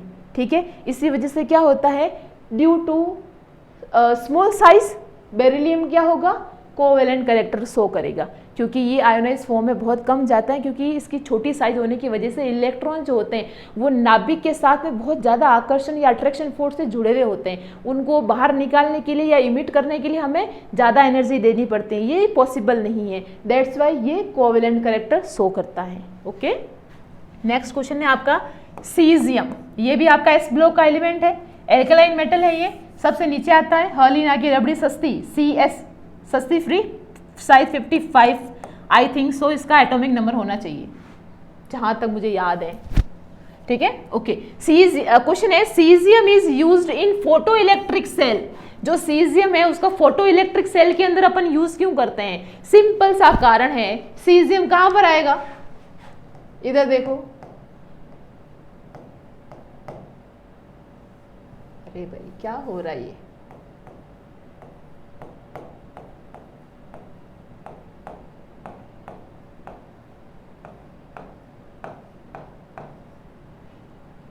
ये रहा आपका सीजियम। कहां पर आ रहा है? एस ब्लॉक एलिमेंट है सारे, हर्लिन की रबड़ी सस्ती फ्री एस ब्लॉक एलिमेंट है। कहां पर आ रहा है आपका सीजियम? यहां पर। अब ये देखो, अगर हम ऊपर से नीचे आ रहे हैं तो हमारी जो साइज है, जो आकार है, वो इंक्रीज हो रहा है। आकार इंक्रीज होने का मतलब क्या है? जो संयोजकता कोष में जो इलेक्ट्रॉन होंगे उनका नाभिक के साथ में अट्रैक्शन फोर्स क्या हो रहा है? कम हो रहा है। भाई साइज बड़ी है, इसका मतलब क्या हुआ? सेल के नंबर बढ़ गए। सेल का नंबर बढ़ गया मतलब क्या हुआ कि जो सबसे लास्ट वाले सेल के अंदर, जो हम जिसको हम वैलेंस सेल बोलते हैं, उसके अंदर जो हमारा इलेक्ट्रॉन होगा वो नाभिक यानी कि न्यूक्लियस के साथ में बहुत ही वीक अट्रैक्शन फोर्स को फील करेगा। तो हम इजीली बाहर वाले इलेक्ट्रॉन को इमिट कर सकते हैं, निकाल सकते हैं। तो यहां पर क्या होता है कि due to low attraction force between nucleus and valence cell electron, हम क्या करते हैं, सीजियम के इलेक्ट्रॉन को इजीली इमिट कर देते हैं, क्योंकि हमें बहुत ही कम आयोनाइजेशन एनर्जी यहाँ पर रिक्वायर्ड होती है। जितना कम आपका अट्रैक्शन फोर्स होगा न्यूक्लियस के साथ में, उतनी ही कम आयोनाइजेशन एनर्जी हमें वैलेंस सेल के इलेक्ट्रॉन को निकालने के लिए देनी पड़ेगी। Okay, this is your answer. Next question है आपका, what is inert ion effect? Discuss this by taking the example of carbon family. Question आपसे ये कहना चाह रहे हैं कि इनर्ट आयन इफेक्ट क्या है, आंतरिक परीक्षण प्रभाव क्या है, और इसका आपको कार्बन फैमिली का एग्जाम्पल लेके एक्सप्लेन करना है। तो सबसे पहले हम क्या देखेंगे कि इनर्ट आयन इफेक्ट होता क्या है। ये आपका न्यूक्लियस, इसके आउटर में क्या होती है, सेल, सबसे लास्ट वाला अपन का वैलेंस सेल होता है, बीच में ये न्यूक्लियस। यहां पर क्या होंगे, आपके इलेक्ट्रॉन प्रेजेंट होंगे। ओके, सबसे पहला जो सेल होता है हमारा, उसको हम क्या बोलते हैं, ये हमारा 1s, ये हमारा 2s और 2p, ये हमारा हो गया 3s, 3p एंड 3d। वहीं अगर हम फोर्थ की बात करें तो क्या हो गया, 4s, 4p, 4d and 4f। अब ये हमारा कार्बन फैमिली का इलेक्ट्रॉनिक कॉन्फ़िगरेशन मैंने यहां पर लिखा है, carbon, silicon, germanium, tin and lead. अगर हम लेड का इलेक्ट्रॉनिक कॉन्फ़िगरेशन देखें तो इसके अंदर F, D, S and P चारों के चारों ऑर्बिटल है। इनर्ट पेयर इफेक्ट आपको क्या बताता है कि आपका न्यूक्लियस का जो आपका सबसे आउटर मोस्ट सेल है, जिसको हम वैलेंस सेल बोलते हैं, उसके साथ में किस तरह का फोर्स है, अट्रैक्शन है, रिपल्शन है, वो मैटर करता है आपके इनर्ट पेयर इफेक्ट को। जो आपका S ऑर्बिटल है, इसके इलेक्ट्रॉन क्या करेंगे, न्यूक्लियस के साथ में ज़्यादा इफेक्टिव रहेंगे। वहीं अगर हम एफ, पी और डी की बात करें तो ये क्या करेंगे, ये आपस के इलेक्ट्रॉन को, अपने खुद के इलेक्ट्रॉन को आपस में क्या करेंगे, रिपेल करें, मतलब रिपल्शन करेंगे। तो रिपल्शन से क्या होगा, ये दूर हो जाएंगे और 4s के जो इलेक्ट्रॉन होंगे वो न्यूक्लियस यानी कि नाभिक के साथ में हाई अट्रैक्शन फोर्स को फील करेंगे, ज्यादा आकर्षण बल को क्या करेंगे, फील करेंगे। तो उससे क्या होगा, ये इससे ज्यादा नजदीक रहेगा। एक कारण ये भी है कि जो आपके ये डी और एफ ऑर्बिटल होते हैं, ये क्या करते हैं, वीक शील्डिंग रखते हैं। वीक शील्डिंग रखने का मतलब क्या है कि अब देखो F के अंदर टोटल 14 इलेक्ट्रॉन है। 14 इलेक्ट्रॉन भरने का मतलब है कि उसका आकार बहुत ही ज़्यादा बड़ा होना। जितना ज़्यादा ऑर्बिटल का आकार होगा उतना ही उसका शील्डिंग पावर क्या होगा, वीक होगा। समझ में आ रही मेरी बात। तो जब शील्डिंग पावर ही वीक हो गया तो जो आपका S ऑर्बिटल है इसका नाभिक के साथ में आकर्षण बल ज़्यादा हो गया। हम यही तो कह रहे, मैंने आपकी और मेरे बीच में एक दीवार खड़ी कर दी, मेरी आवाज आप तक आएगी क्या, आवाज आएगी लेकिन देख नहीं पाओगे। मैंने एक पर्दा लगा दिया, तुम देख भी सकते हो, सुन भी सकते हो। वहीं अगर मैंने पर्दा हटा दिया तो देख भी सकते हो, सुन भी सकते हो और आई कांटेक्ट भी कर सकते हो। तो यहाँ सेम यही चीज हो रही है, जितनी कम शील्डिंग पावर उतना ही एस ऑर्बिटल का न्यूक्लियस के साथ में ज्यादा अट्रैक्शन। ठीक है, अब यहाँ पर हमें इस फैमिली के रेफरेंस में ये क्यों पूछा गया है, क्योंकि हम जानते हैं कि जो हमारा कार्बन होता है वो +4 एंड -4 ऑक्सीडेशन स्टेट बताता है, एज इट इज सिलिकॉन भी और आपका जर्मेनियम भी।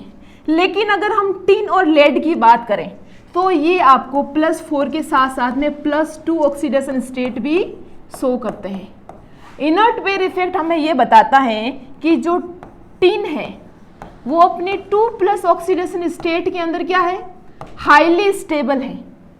वहीं अगर मैं लेड की बात करूं तो लेड भी आपका 2+ ऑक्सीडेशन स्टेट में ज़्यादा स्टेबल है। उसका एक ही कारण है आपका इनर्ट पेयर इफेक्ट।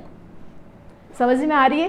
4 इलेक्ट्रॉनों को निकालने के लिए हमें ज़्यादा एनर्जी लगानी पड़ेगी। क्यों, क्योंकि S के जो आपके 2 इलेक्ट्रॉन हैं, भाई इलेक्ट्रॉन यहीं से तो निकलेंगे।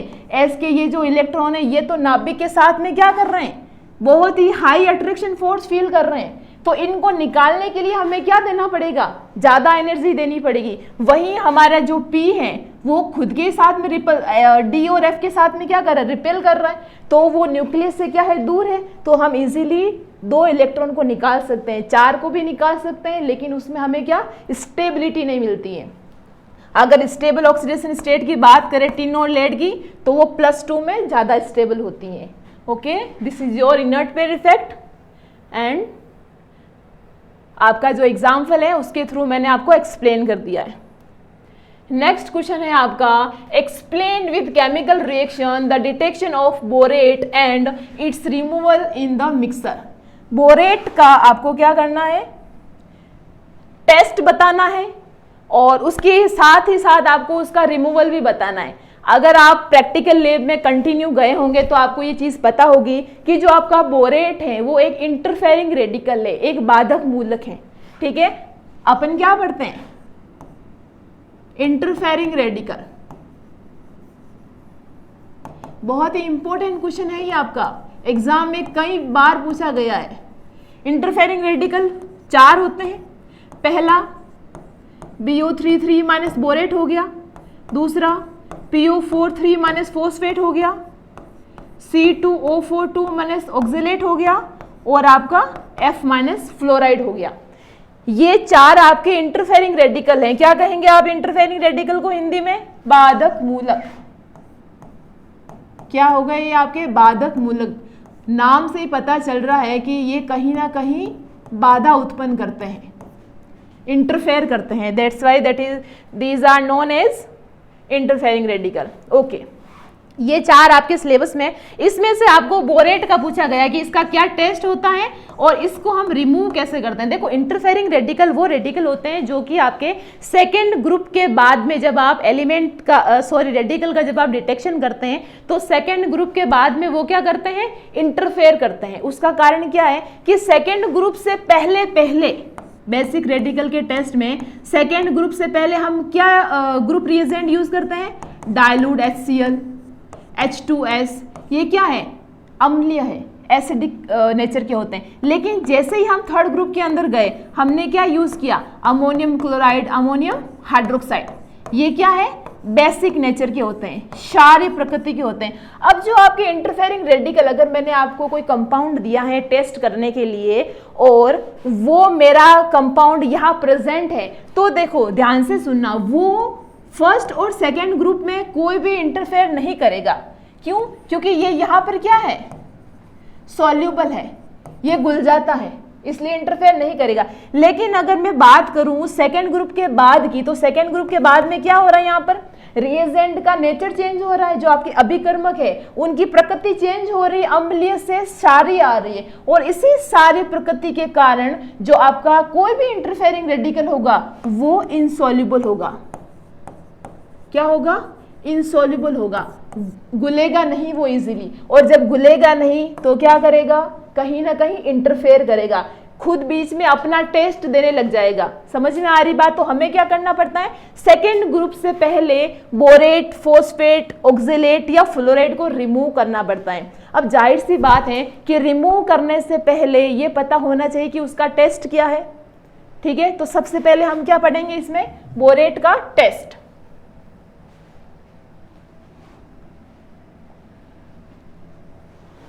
First, test of borate.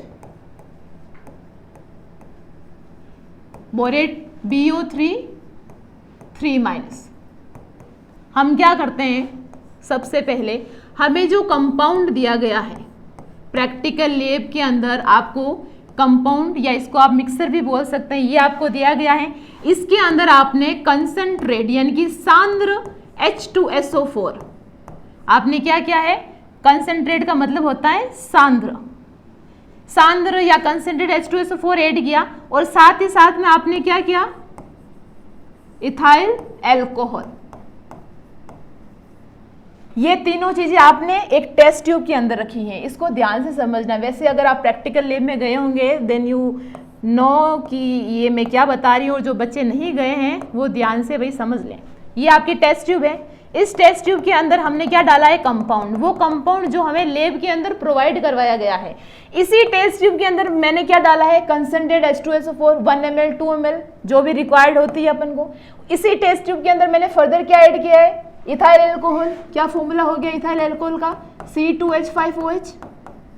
ठीक है, मैंने ये तीनों इस टेस्ट ट्यूब के अंदर ऐड कर दिए। अब मैं क्या कर रही हूँ? जैसे ही मैंने ऐड किया और मैंने हल्का सा, ये आपका बर्नर है, मैंने इस टेस्ट ट्यूब को क्या किया? बर्नर के ऊपर रखा और हल्का सा मैंने इसको क्या किया? गरम किया। जैसे ही मैं इसको गरम करूंगी इसके अंदर से कुछ फ्यूम्स निकलती है। क्या निकलेगी? फ्यूम्स निकलेगी। अब आपको क्या करना है कि ये जो फ्यूम्स हैं इसको इस बर्नर की फ्लेम के कांटेक्ट में लेके जाना है। ये है आपका बर्नर, ये है आपकी टेस्ट ट्यूब जिसके अंदर क्या क्या है? आपका कंपाउंड, कंसंट्रेट H2SO4 और इथाइल एल्कोहल। आपने क्या किया? इसको पहले गरम किया। गरम करने के बाद में क्या हुआ? थोड़ी सी फ्यूम्स, वैसे आप जैसे इथाइल एल्कोहल डालोगे फ्यूम्स आने लग जाएगी, बट अगर नहीं आती हैं तो आप क्या करेंगे? इसको स्लाइटली वार्म करेंगे। जैसे ही आपने इसको स्लाइटली वार्म किया इसमें से फ्यूम्स आने लगी। अब आपको क्या करना है कि जो मान लीजिए इसके अंदर ऐसे वाइट वाइट कलर की फ्यूम्स आ रही, आपको क्या करना है? इन फ्यूम्स को, ये जो आपके यहाँ से धूम्र निकल रही है, इस धूम्र को क्या करना है? आपको इस बर्नर की फ्लेम के साथ में जलाना है। जैसे ही आप इस फ्यूम्स को बर्नर के कांटेक्ट में लेके जाएंगे आपको ग्रीन कलर की फ्लेम दिखेगी। ये जो ग्रीन कलर की फ्लेम है ये आपको बताती है कि आपके कंपाउंड के अंदर बोरेट कंफर्म है। यहाँ आके आप कंफर्मेशन निकालते हैं कि बोरेट में क्या है? आपका कंपाउंड आपका जो यौगिक दिया गया है उसमें क्या है? बोरेट आपका जो इंटरफेरिंग रेडिकल है वो उपस्थित है या प्रेजेंट है। ये तो हमें चलो पता चल गया। ठीक है, इसकी पहले केमिकल रिएक्शन देखो क्या होगी। केमिकल रिएक्शन याद करना बहुत ही आसान है, इतना वो रटने वाली बात नहीं। हमने जो जो चीज़ें ली है उनको हमें ऐड करना, उसका कंक्लूजन निकालना है। हमने क्या लिया, Na3BO3 लिया। भाई हमारे प्रैक्टिकल लैब में बोरेट सोडियम के साथ में होता है। हमने क्या किया, इसके अंदर कंसेंट्रेट H2SO4 ऐड किया। कंसेंट्रेट H2SO4 ऐड किया तो पहले आपका क्या बनेगा, सोडियम सल्फेट, साथ में आपका निकलेगा H3BO3। ये आपका बोरेट आया यहां पर। अब आपने क्या किया है, इस H3BO3 को इथाइल एल्कोहल, क्या फॉर्मूला बताया था मैंने, C2H5OH, इसके आपको 3 मॉलिक्यूल लेने, इसके साथ रखा और फिर आपने क्या किया, स्लाइटली इसको गर्म किया। जैसे गर्म किया आपके पास क्या आया, इसको मैं अलग से लिख देती हूं, आपके पास आया ट्राई इथाइल बोरेट। क्या आया बेटा, ये ट्राई इथाइल बोरेट, और साथ में क्या बन गया आपका 3H2। इतनी सिंपल रिएक्शन है। हमने वो ही चीजें ली है जो मैंने आपको ऊपर बताई है। हमारे पास में कंपाउंड है जो कि सोडियम की फॉर्म में है, हमने इसके अंदर H2SO4 ऐड किया। जैसे ही H2SO4 को ऐड किया इमीडिएटली आपकी रिएक्शन हुई, आपका जो कंपाउंड था वो 2 भागों में टूट गया। पहला सोडियम सल्फेट, दूसरा आपका बोरेट। यही बोरेट फर्दर क्या करेगा, क्योंकि हम उसी टेस्ट ट्यूब के अंदर इथाइल अल्कोहल भी डाल रहे हैं, तो यही बोरेट फर्दर किस में चेंज हो गया, ट्राई इथाइल बोरेट के अंदर। ये जो ट्राई इथाइल बोरेट है ये आपका रीजन या कारण होता है ग्रीन फ्लेम के लिए। एग्जाम में वाइवा में आपसे पूछा जाएगा कि जो आपकी ग्रीन फ्लेम आई है, भाई हमने तो बोल दिया सर कंपाउंड लिया, कंपाउंड में हमने कंसेंट्रेट H2SO4 डाला, उसमें हमने इथाइल अल्कोहल डाला, तो हम और फिर जब हम बर्नर की कांटेक्ट में लेके गए तो जो फ्लेम थी वो ग्रीन कलर में चेंज हो गई। तो आपसे सीधा सीधा सवाल यही पूछा जाएगा कि वो ग्रीन कलर किस रीजन से आया, वो किस वजह से आया है, ट्राई इथाइल बोरेट के फॉर्मेशन की वजह से आया है। समझ में आ गई मेरी बात। ये तो हो गई आपकी रिएक्शन और बोरेट का टेस्ट। अब आपसे फर्दर पूछा गया है what is the removal of borate, यानी कि आप उस मिक्सर में से बोरेट को कैसे रिमूव करोगे। अब रिमूव करने के आपके पास 2 तरीके हैं। पहला तरीका कि अगर आपका फर्स्ट और सेकंड ग्रुप, आप जो सीक्वेंस के साथ में जो आप स्टडी करते हैं बेसिक रेडिकल के लिए 0 से लेके 6-7 ग्रुप तक, तब आप सीक्वेंस के साथ में रिएजेंट डालते हैं और इसकी स्टडी करते हैं। मैंने अभी आपको बताया था कि बोरेट या फिर जो आपके इंटरफेयरिंग रेडिकल होंगे वो कहाँ पर इंटरफेयर करेंगे, सेकेंड ग्रुप के बाद में। तो हम क्या करेंगे, सबसे पहले अगर हमारा फर्स्ट और सेकेंड ग्रुप प्रेजेंट है तो हम क्या करेंगे, उसका फिल्ट्रेट लेंगे, और अगर वो अब्सेंट है तो हम क्या लेंगे, डायरेक्ट उसका ओरिजिनल सॉल्ट लेंगे।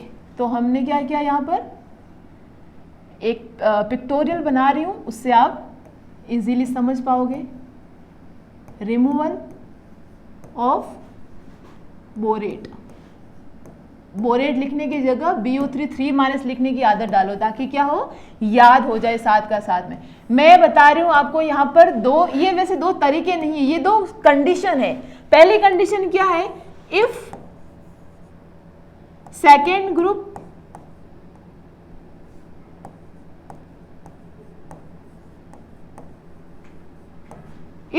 Group are present.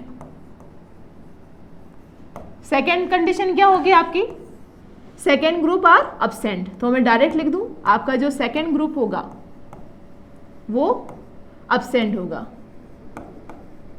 यानी कि आपके कंपाउंड में फर्स्ट और सेकेंड ग्रुप के कोई भी रेडिकल उस कंपाउंड के अंदर उपस्थित नहीं होंगे। अगर ये सिचुएशन आपके सामने आती है कि आपका फर्स्ट और सेकेंड ग्रुप प्रेजेंट है, तो आपको क्या करना है, इसका डायरेक्ट फिल्ट्रेट लेना है। क्या करोगे आप, फिल्ट्रेट, यानी कि छनित्र। फिल्ट्रेट कौन सा होता है बेटा, टेस्ट ट्यूब के जो अंदर रहता है वो, या फिर जो फिल्टर पेपर के ऊपर रहता है वो। ये आपका फनल, ऐसे ही बता रही हूँ, ये आपकी टेस्ट ट्यूब। फनल के ऊपर यानी कि कीप के ऊपर जो ये पड़ा रहता है ना, इसको हम रेजिड्यू या फिर पीपीटी बोलते हैं। और जो यहाँ पर सॉल्यूशन फॉर्म में आता है इसको हम क्या बोलते हैं, फिल्ट्रेट या फिर छनित्र। तो हमें क्या लेना है, सेकेंड ग्रुप का ये छनित्र लेना है आगे बोरेट को रिमूव करने के लिए। हमने क्या किया, इसको ले लिया। इसको हमने लिया है एक पोर्सिलिन डिस्क के अंदर। ये है हमारी एक पोर्सिलिन डिस्क। क्या है, पोर्सिलिन डिस्क। प्रैक्टिकल लैब में आपने देखी होगी वाइट वाइट कलर की होती है। हमने क्या किया, सेकेंड ग्रुप के फिल्ट्रेट को पोर्सिलिन डिस्क में डाल दिया। अब हम क्या कर रहे हैं, इसको बर्नर के ऊपर रख रहे हैं। बर्नर के ऊपर डायरेक्टली नहीं रखना है, गोज वायर बीच में रखना है। हमने क्या किया, बर्नर के अंदर रख दिया। अब हमें इसको इवोपरेट करना है, वाष्पीकृत करना है। क्या करोगे आप, इसको इवोपरेट करोगे, वाष्पीकृत। कब तक, जब तक कि ये एक पेस्ट की फॉर्म में चेंज नहीं हो जाए। किस फॉर्म में नहीं आ जाए, ये पेस्ट की फॉर्म में। जैसे ही ये पेस्ट की फॉर्म में चला जाता है, आप क्या करोगे, इसके अंदर, इसी पोर्सिलिन डिस्क के अंदर 2 से 3 ड्रॉप कंसंट्रेट HCl की, सांद्र HCl डालोगे। सिर्फ 2 से 3 बूंदे ही, इससे ज़्यादा अगर डाला तो पूरी लैब के अंदर बहुत ज़्यादा धुआं हो जाएगा। इसलिए हम क्या करते हैं, 2 से 3 ड्रॉप को डालेंगे। और ये प्रोसेस हम रिपीट करते हैं 2 से 3 बार रिपीट करते हैं हम इसी प्रोसेस को। ओके, आपने क्या किया, सबसे पहले सेकेंड ग्रुप का फिल्ट्रेट लिया, आपने उसको पोर्सिलिन डिस्क के अंदर डाला, इवोपरेट किया पेस्ट बनने तक। कब तक, टिल फॉर्मेशन ऑफ पेस्ट। जैसे ही पेस्ट बन गया, आपने क्या किया, उसके अंदर 2 से 3 ड्रॉप कंसंट्रेट HCl की डाली उसी पोर्सिलिन डिस्क के अंदर। उसको हटाना नहीं है, उसी में हमने क्या किया, कंसंट्रेट HCl डाल दिया।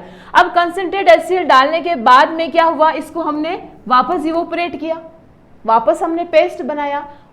पेस्ट बनाने के बाद में हमने क्या किया, ये हमारी वापस वही पोर्सिलिन डिस्क है, ये हमारा गोज वायर है, ये हमारा बर्नर है। ठीक है बेटा, ये हमने क्या किया, इसके अंदर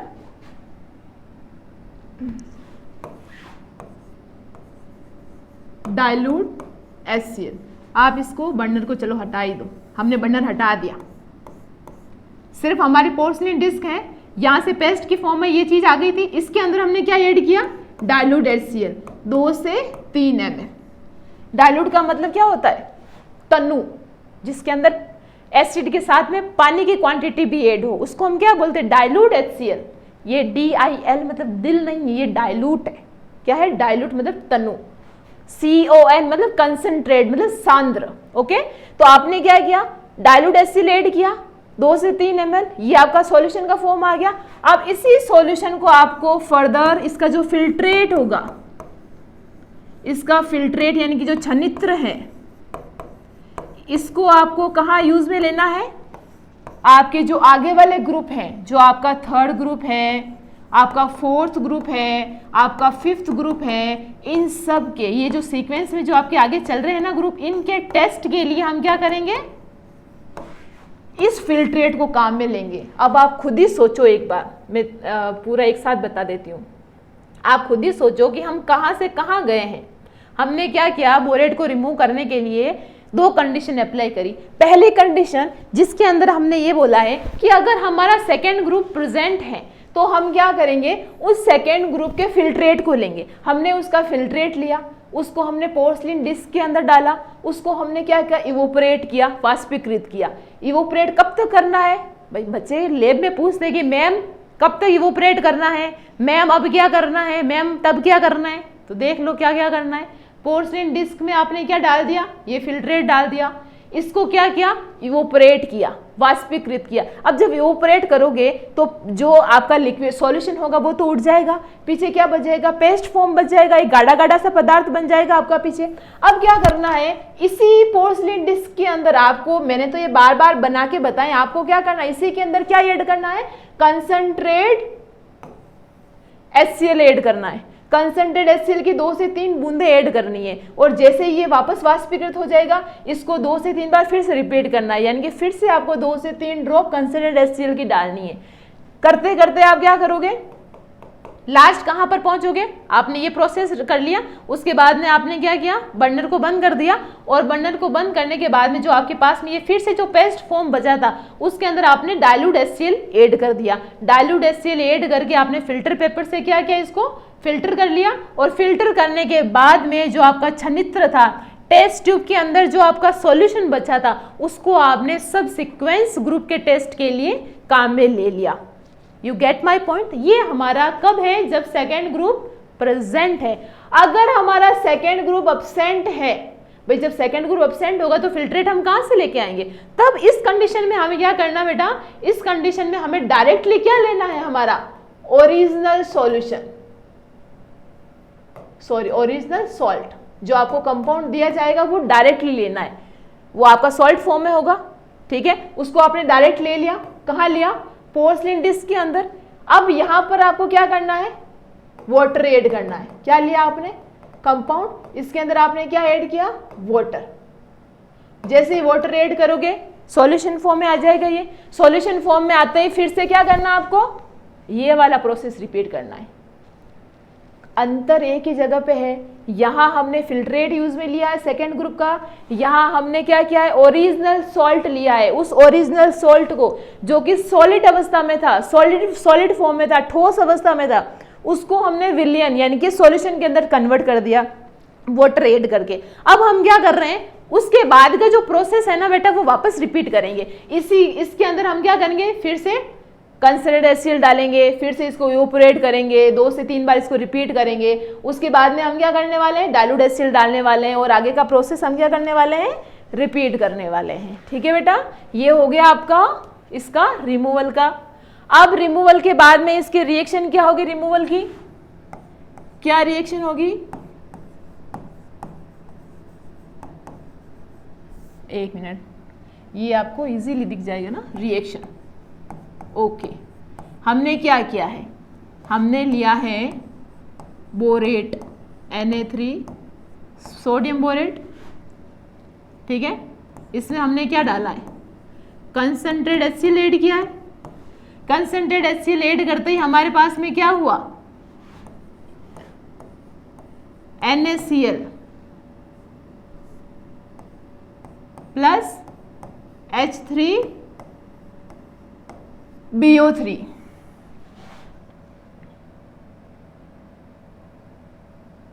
राइट। ये क्या कितने मोल हो जाएंगे, ये आपके ऐसे लिख लो, आप 3HCl लिख लो डायरेक्ट, ठीक है। ये आपका सॉल्ट और ये है आपका बोरेट, यह क्या हो रहा है, यहाँ से रिमूव हो रहा है। हमने क्या किया, जो आपका कंपाउंड था वो लिया, HCl ऐड किया, इवोपरेट वगैरह जो भी करने थे वो किए, तो हमारा जो बोरेट था वो क्या हो गया, रिमूव हो गया। अब रिमूवल के बाद में हम उस फिल्ट्रेट को फर्दर ग्रुप के टेस्ट के लिए काम में ले सकते हैं। ओके, नेक्स्ट क्वेश्चन है आपका, what is common ion effect. Common ion effect क्या है आपका, ये भी बहुत इंपॉर्टेंट क्वेश्चन है। सारे क्या है कि प्रैक्टिकल से रिलेटेड क्वेश्चन है आपके। ये आपकी जो 5th यूनिट है क्वालिटेटिव एनालिसिस यानी कि गुणात्मक विश्लेषण, कंप्लीटली आपके प्रैक्टिकल सिलेबस के ऊपर डिपेंड करती हैं। सवाल पूछा गया है आपसे, कॉमन आयन इफेक्ट क्या होता है, what is common ion effect. Example के थ्रू समझो इसको, बहुत ही इंपॉर्टेंट चीज है। इसकी डेफिनेशन सुनो पहले। कॉमन आयन इफेक्ट में क्या होता है कि कोई भी आपका स्ट्रॉन्ग इलेक्ट्रोलाइट है वो किसी वीक इलेक्ट्रोलाइट को क्या करेगा, रिड्यूस कर देगा। स्ट्रॉन्ग इलेक्ट्रोलाइट का मतलब है प्रबल विद्युत अपघट्य। आपका प्रबल विद्युत अपघट्य क्या करेगा, दुर्बल विद्युत अपघट्य के आयन को रिड्यूस कर देगा, कम कर देगा, उनकी मात्रा को घटा देगा। उस प्रोसेस को हम बोलते हैं कॉमन आयन इफेक्ट। नहीं समझ में आया डेफिनेशन से, अपन एग्जाम्पल के थ्रू समझते हैं।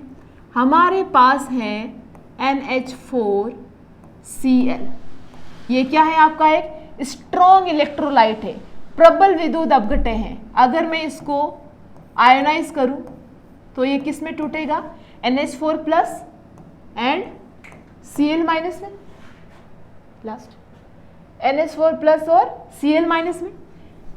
नेक्स्ट है आपका NH4OH, ये किस में टूटेगा, NH4 plus and OH minus के अंदर। ये आपका इक्विलिब्रियम है, यानी कि रिवर्सिबल प्रोसेस के अंदर होगा। ये मैंने बताया है आपको कि आपका ये क्या होता है, स्ट्रॉन्ग इलेक्ट्रोलाइट है, और ये क्या है आपका वीक इलेक्ट्रोलाइट है। वीक इलेक्ट्रोलाइट जो होगा ये 100% डिसोशिएट नहीं होता है, यानी कि कंप्लीटली आयोनाइज नहीं होगा, बोलते ना स्पेरिंगली सॉल्यूबल है। ठीक है, कुछ कुछ इसके जो मॉलिक्यूल्स होंगे वो एज इट इज रह जाएंगे वाटर के अंदर। ऊपर वाला जो है NH4Cl ये 100% डिसोशिएट हो जाता है। 100% डिसोशिएट का मतलब क्या हो गया कि ये पूरा घुल गया। अब ये क्या है आपका अमोनिया, और ये क्या है Cl माइनस, 100% डिसोशिएट हो गया। जितने NH4 प्लस बनने थे बन गए, जितने Cl माइनस बनने थे बन गए। अब क्या हो रहा है कि अगर आप देखोगे तो इन दोनों के अंदर NH4 प्लस क्या है, कॉमन है। एक ही बिकर के अंदर आपने इन दोनों को लिया है जहां पर आपका NH4 प्लस कॉमन आयन है। अब ये क्या करेगा, ये NH4 प्लस आयन जो है एक्सेस में है, भाई यहाँ पर भी NH4 प्लस बन रहा है, यहाँ भी NH4 प्लस बन रहा है, तो ये NH4 प्लस क्या करेंगे, ज़्यादा होने की वजह से इस OH माइनस के साथ में रिएक्ट करेंगे और वापस क्या बना लेंगे, NH4OH। ये रिएक्शन आपकी बैकवर्ड डायरेक्शन के अंदर चली जाएगी, वापस कहाँ चली जाएगी, बैकवर्ड डायरेक्शन के अंदर चली जाएगी। ये किसने दिया था आपको, ला सातेलिए लो आपको ये बताता है कि ये आपकी रिएक्शन बैकवर्ड डायरेक्शन में चली जाएगी। अब क्या होगा, जैसे ही बैकवर्ड डायरेक्शन के अंदर जा रही है, जो आपका OH नेगेटिव है ये क्या हो रहा है, रिड्यूस हो रहा है, यानी कि कम हो रहा है। ऑब्वियसली बात है, NH4 प्लस क्या कर रहे हैं, इसके साथ में रिएक्ट करके NH4OH वापस बना रहे, रिएक्शन बैकवर्ड डायरेक्शन में हो रही है। इस वजह से क्या हो रहा है कि इस कॉमन आयन की वजह से जो हमारा वीक इलेक्ट्रोलाइट है उसका OH माइनस आयन है वो रिड्यूस हो रहा है, कम हो रहा है। इसी को हमने क्या बोला है, कॉमन आयन इफेक्ट बोला है। ठीक है।